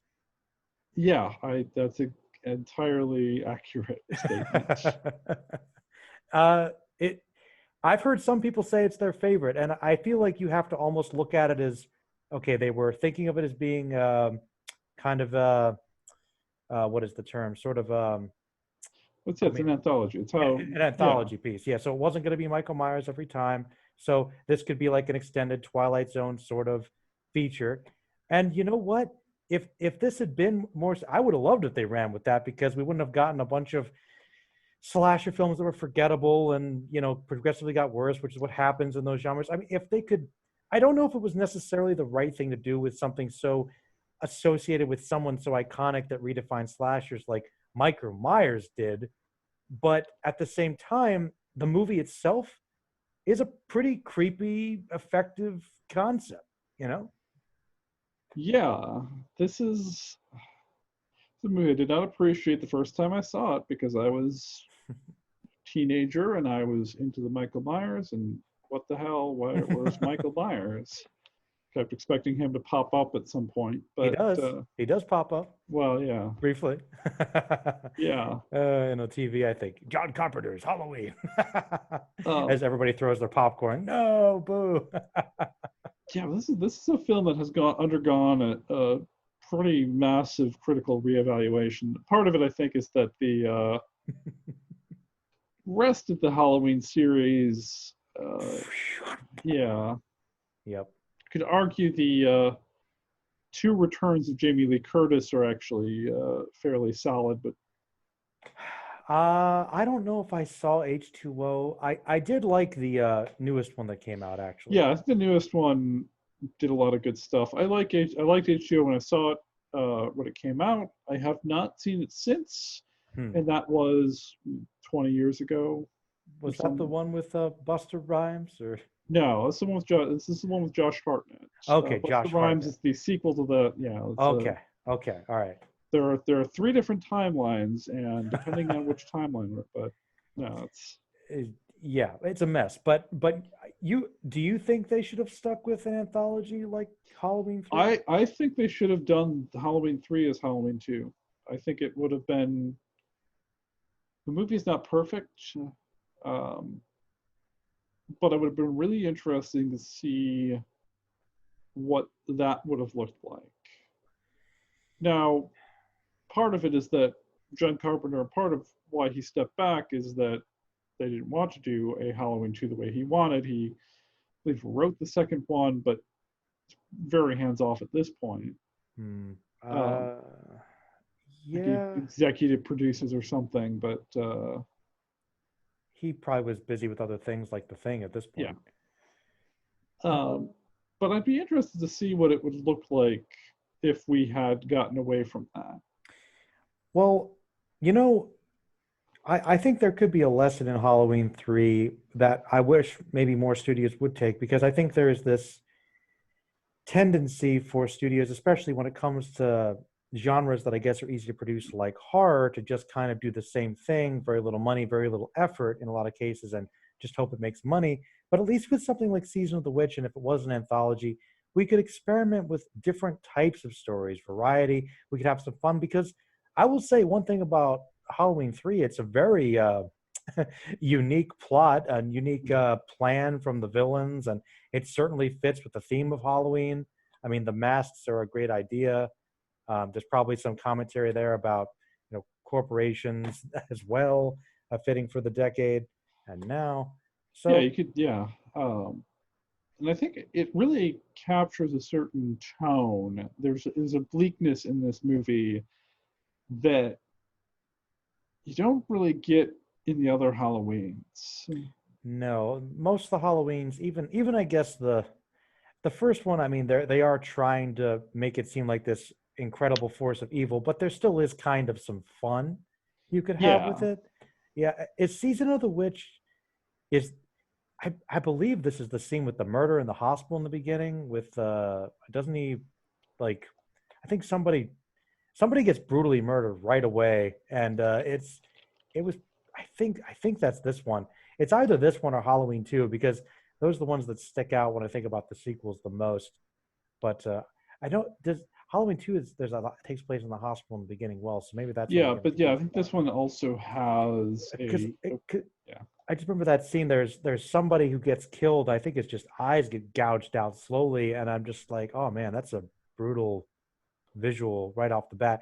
You're definitely right. There's sort of a bleakness to Season of the Witch, but it's appropriate for a horror film. It's a very interesting movie. Would you say that this is definitely another good example of cult success? Oh yeah, yeah. This is definitely. I think it makes money, but it's not well regarded. The fact that they immediately go back to Michael Myers for Halloween 4 uh, definitely speaks to that. Um, Part of us, the audience at this time, this is the height of the slashers, where this is right in between Friday the 13th, which comes out in 1980, and Nightmare on Elm Street, which comes out in 84. So audiences are looking for the slasher movies. I think Jamie Lee Curtis is in Prom Night. Maybe it's the year before this, but there's that's what the teenage audience wants. They do not get that here. They get a sort of somber, melancholic, thoughtful rumination on the history of Halloween and what it means and how it might be subverted. Yeah, and like I said, I think very interesting thematically, but definitely not what audiences were probably looking for with Oh, slasher boom in the '80s. Um, Now this is an interesting one for you, Peter, because there is one movie I haven't seen on this list, so you get to tell me about Time Bandits. oh, okay. Well, Time Bandits is a Terry Gilliam movie, and all of the good and bad that that brings. Mm-hmm. Um, it is nominally a kids movie, although Hmm. as as with something like Secret of Nim or even E.T., it doesn't take those kid gloves off and definitely is sort of a fun rollicking adventure until the child's parents are uh, sort of vaporized by the ultimate evil. It's a strange movie. I don't love it the way that a lot of other people do. I think that Gilliam's best film is Brazil. I think a Uh, lot of people would agree, but I have heard that Time Bandits is one that's quoted a lot, and people do seem to like it. Like it's one that's well known. yeah, it's definitely. I would definitely say it's worth seeing. It has this very sort of that middle period between Monty Python and Gilliam's later works, the 12 Monkeys and Hmm. Brazil and Fear and Loathing. It's sort of this step where he's still kind of a Python. There's a lot of Monty Python-esque humor in it, but it's a strange movie. I can imagine. He's a very strange director. He has a very distinct style, very very bombastic. Everything's very much in your face. Like there's elements of kind of art house and surrealism, but there's usually a clarity to the message a lot of the time. Uh, there's usually with his movies, I think one thing that definitely pops is production. Like his production design is usually just Oh yeah, no, spot on. that is definitely true here. It is a uh, yeah, it is a special film. I would recommend it. It is rough. It is a little bit imperfect, but there's a lot to admire about it. I definitely would suggest that. Because I can't even really describe it. There's so much stuff. It's one of those ones that's been on my list, but I just never found myself getting around to because I'm kind of very mixed on the director and I even on Monty Python I'm kind of mixed. So it's like I never really shouted to me go see Time Bandits, I Yeah, guess, but I knew it was one that I'd have to get to. And I guess for the case for 1982 being the best year of science fiction is just because is it a good sci-fi film, a good adventure? yeah. I think it fits. It's part of the landscape. Not all these movies are equal, but I think this is an important piece of that. This is another one of those cult movies. It uh, does pretty good business at the box office.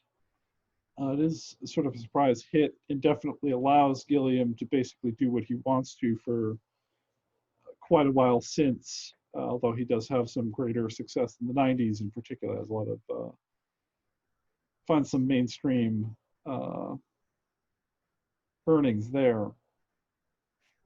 And this is a movie that is about time travel. It's uh, sort of this, sort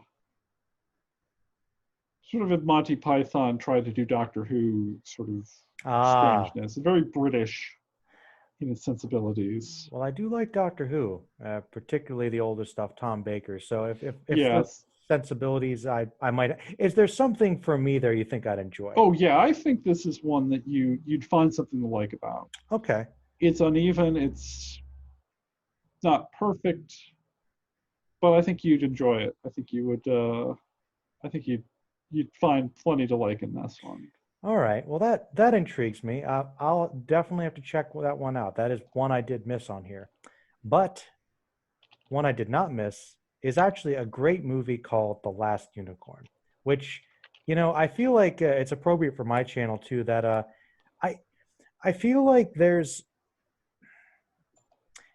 definitely a lot of people who appreciate The Last Unicorn, but I don't know if enough people know about and appreciate The Last Unicorn. Yeah. So I mean, I was one of those. I did not see this movie until probably probably I was out of high school. Oh, I grew up with it. It was one of those ones that Yeah, we I just know had people on.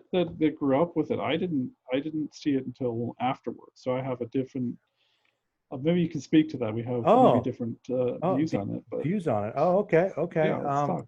All right. Well, The Last Unicorn is one of those ones that who knows why it ended up being part of my childhood. It was one we had on video cassette, and my sister and I would watch it, just gravitate to it, and I really liked the story. I think that it's rare, at least in my experience with fantasy, to have. I mean, the unicorn is such a massive piece of general fantasy, the idea of the magical horse, but seeing the unicorn as a character, this pure character from old magic, connected to nature, sort of removed from that and interacting with man and the difficulties that entails, and then taking on an identity as a human and sort of the positives and negatives of being a human and losing your naivete, and she kind of experiences love and regret, and she develops as a person, um, but you see kind of some of the difficulties she goes through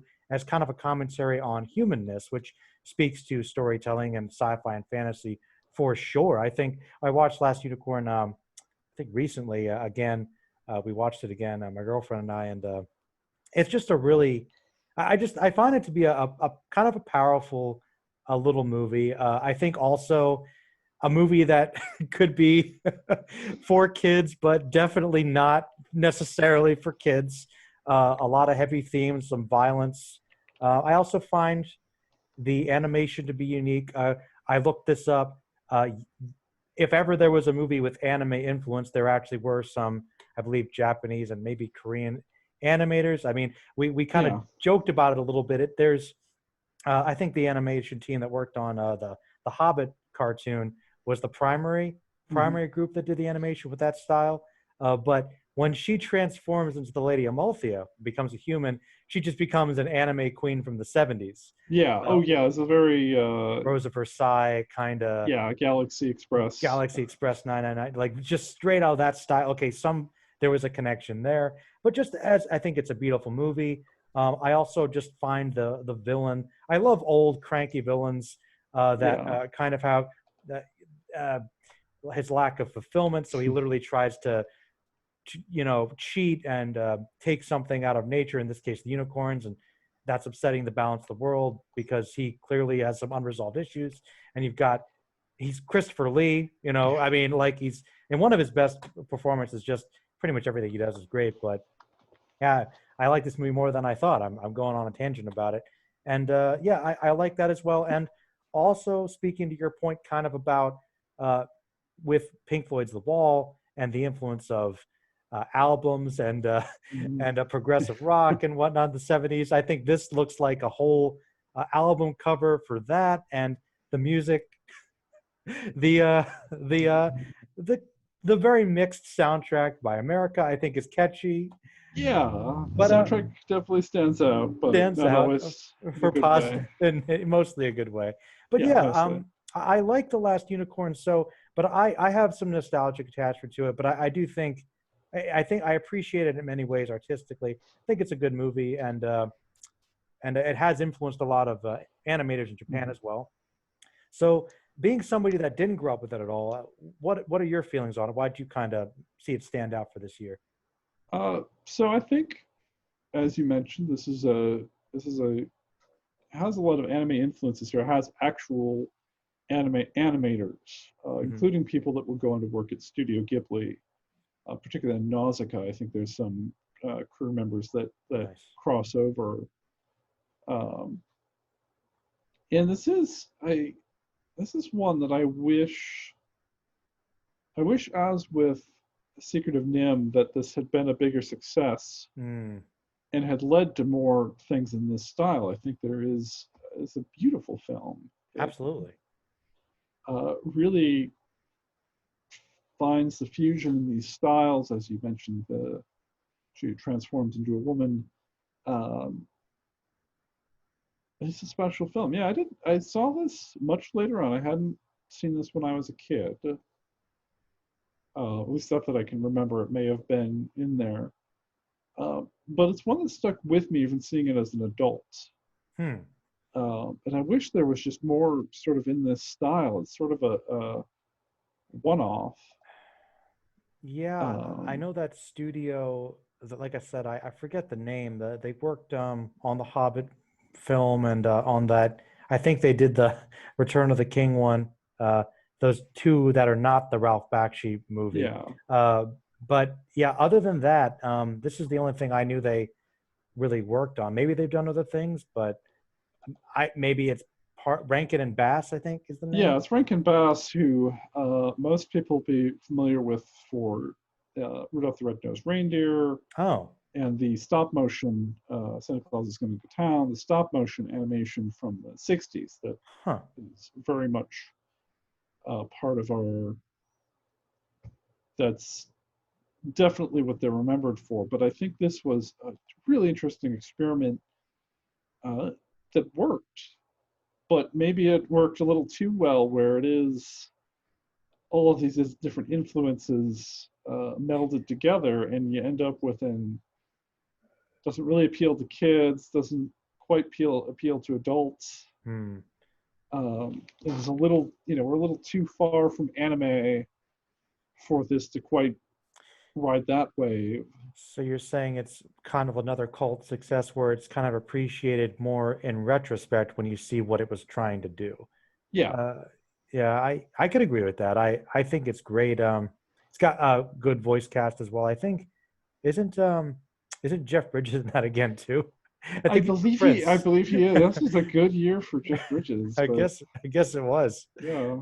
Man, no. And I will say I also really liked the wizard character Smendrick. I thought he was great. Mhm. Has a great little arc, great comedic relief as well. But yeah, beautiful movie. I'm glad you found it later on and could still appreciate it. Yeah. Yeah. So I think we have one more movie on the list, and it's One more movie, and it kind of fits that theme with fantasy as well, Dark Crystal, yeah, which I will tell you right now, maybe I don't know if I'm in the minority on this one. I feel like Labyrinth really I'll say overshadowed Dark Crystal yeah, for a long time until perhaps recently. But I, you want to go and take it, man? Because I'll tell you, yeah, I could talk about the Dark Crystal, man. I really yeah. I could. think we both can.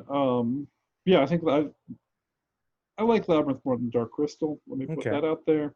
Okay. I just I do not personally. I've always That's preferred fair. Dark Crystal a little Yeah, more. that's fair. Yeah, I just Labyrinth.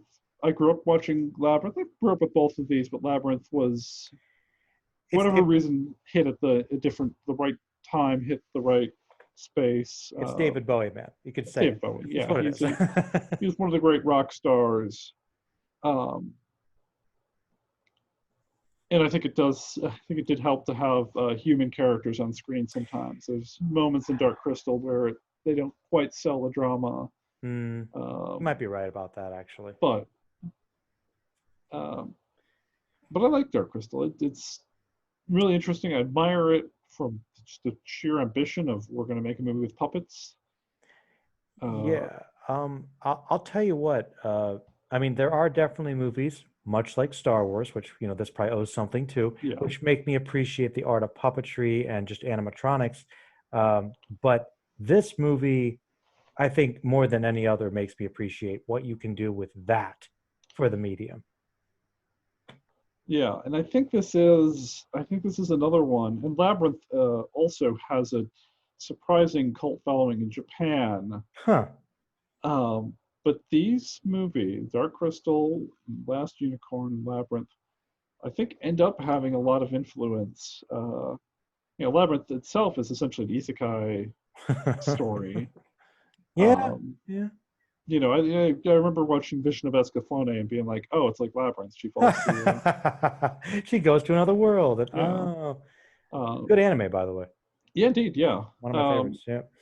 But Dark Crystal, it fits in with a lot of the other children's media we're seeing because it is a darker kind of movie.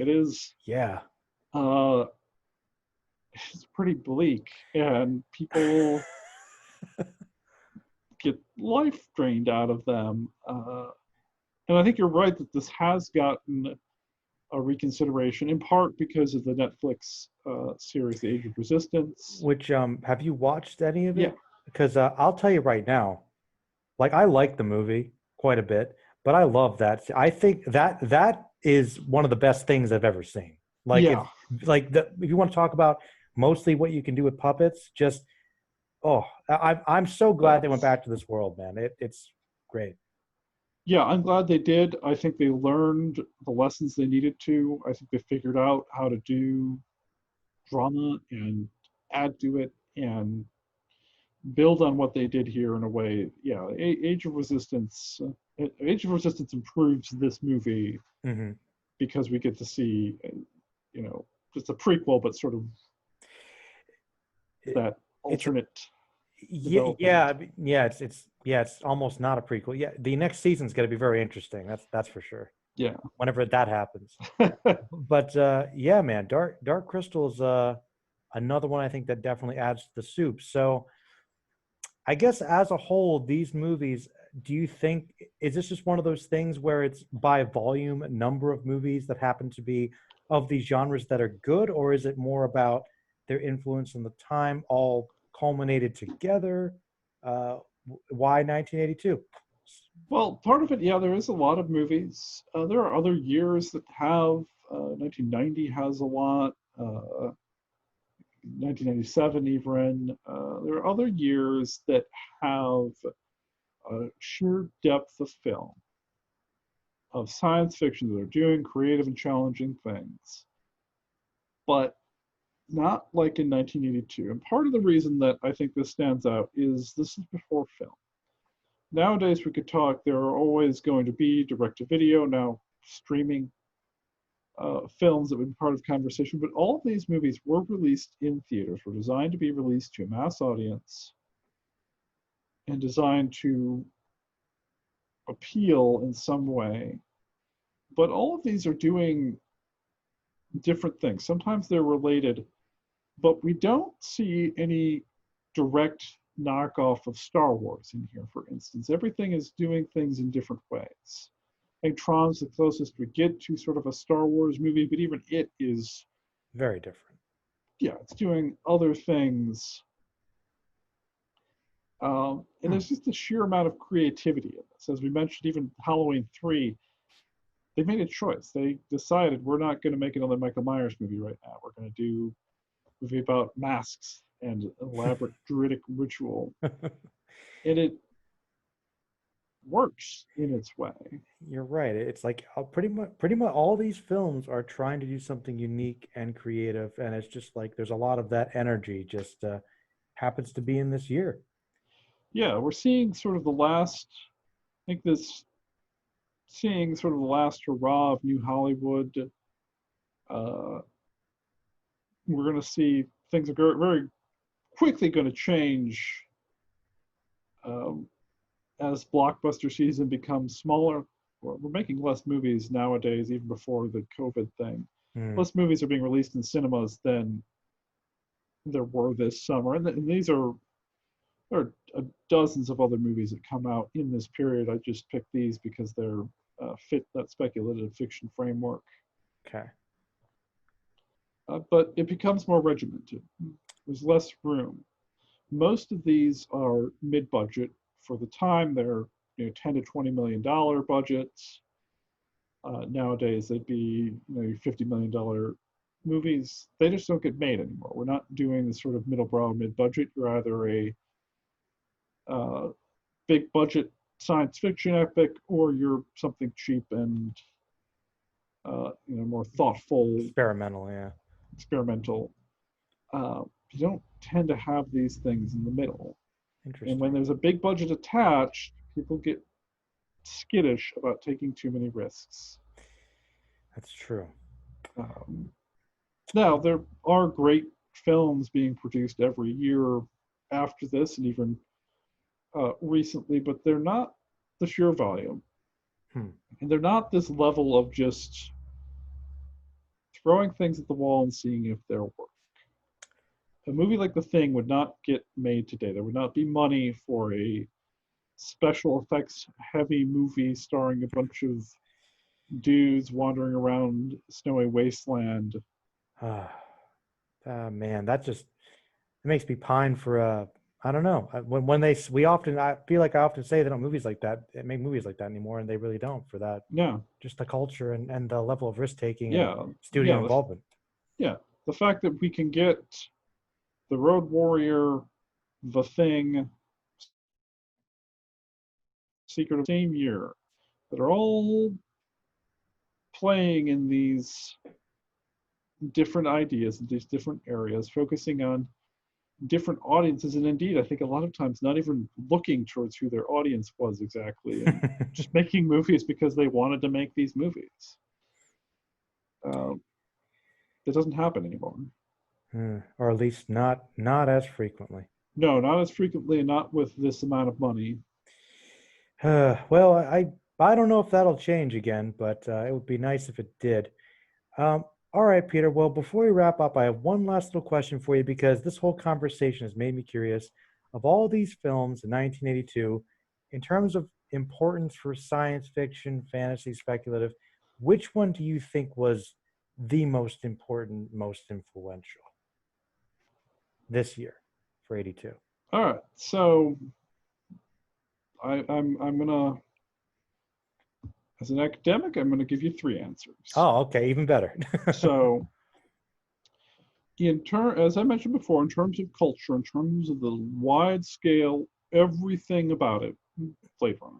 Okay. It influences fashion, it influences music, it influences style, influences MTV music videos. It influences everything comes out of this moment. The Vangelis score, which we didn't talk about at Oh all, yes. that informs what movies are going to sound like for uh, much of the 80s and beyond. Electronic synth, It absolutely. influences what we think the future is going to look like. And it doesn't look like Blade Runner. At least not here. We could, Some parts of the town or of the world, it might. yeah. Depending on, What club you're going into. yeah. Um, Now, I think the Road Warrior, in terms of storytelling, Hmm. really understands how to tell a simple story. As an academic, it's very important to me because it tells you exactly what it is doing at the beginning, that it is telling a story of this man, Max, but he's not really a man, he's a memory. Um, and even it has its own, there are certain clubs you could walk into and It looks like Mad Max, the Road Warrior. yeah, definitely. But in terms of just filmmaking, Okay. I think it's Star Trek 2. Really? I think that is the film that really informed how we make movies in terms of the Marvel Cinematic Universe, um, the idea of what remakes look like, what reboots look like. We could talk about the Star Trek reboots that aren't really reboots because they're set in their own timeline based on when Nero went back and screwed things up. But I think Star Trek 2 is the one that people don't give enough credit to for really setting up the modern movie landscape. Hmm. It doesn't make as much money as some of the other ones, although it does quite well for itself. But it understands its audience in a way that the other movies do not. It understands it can trust the Trekkies to come along with it, to explain things, but also trusts non-Trekkie audiences. There is no flashback to Space Seed. We don't get a bunch of explanations of who Khan is. We get a line or two. But even then, it's after his introduction, after Chekhov flips out because Khan walks in, and it trusts the audience. It builds on other things that are there. It builds on this larger media enterprise that is Star Trek. And it does so by playing around in genre, by appealing to emotions, by letting these actors act. It trusts William Shatner to carry the movie when he needs to, and he does. He does. He does. He does. It's Shatner is not a great actor necessarily, but he is a great actor in this movie. Maybe that's partially direction and script too. Yeah, yeah. It comes together in such a way that really I think is the blueprint more than Star Wars, more than Superman, more than even Tim Burton's Batman. Ooh. At the end of the decade for what Marvel does, even if they don't realize it, even if we don't always see the connection. That is the modern superhero movie comes from Star Trek 2. There are other influences as well.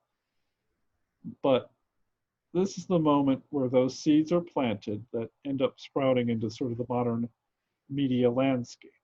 Hmm. Well, that fits with the theme of Star Trek in general, because to be honest, it influenced a lot of aspects of television as well. So, Mm-hmm.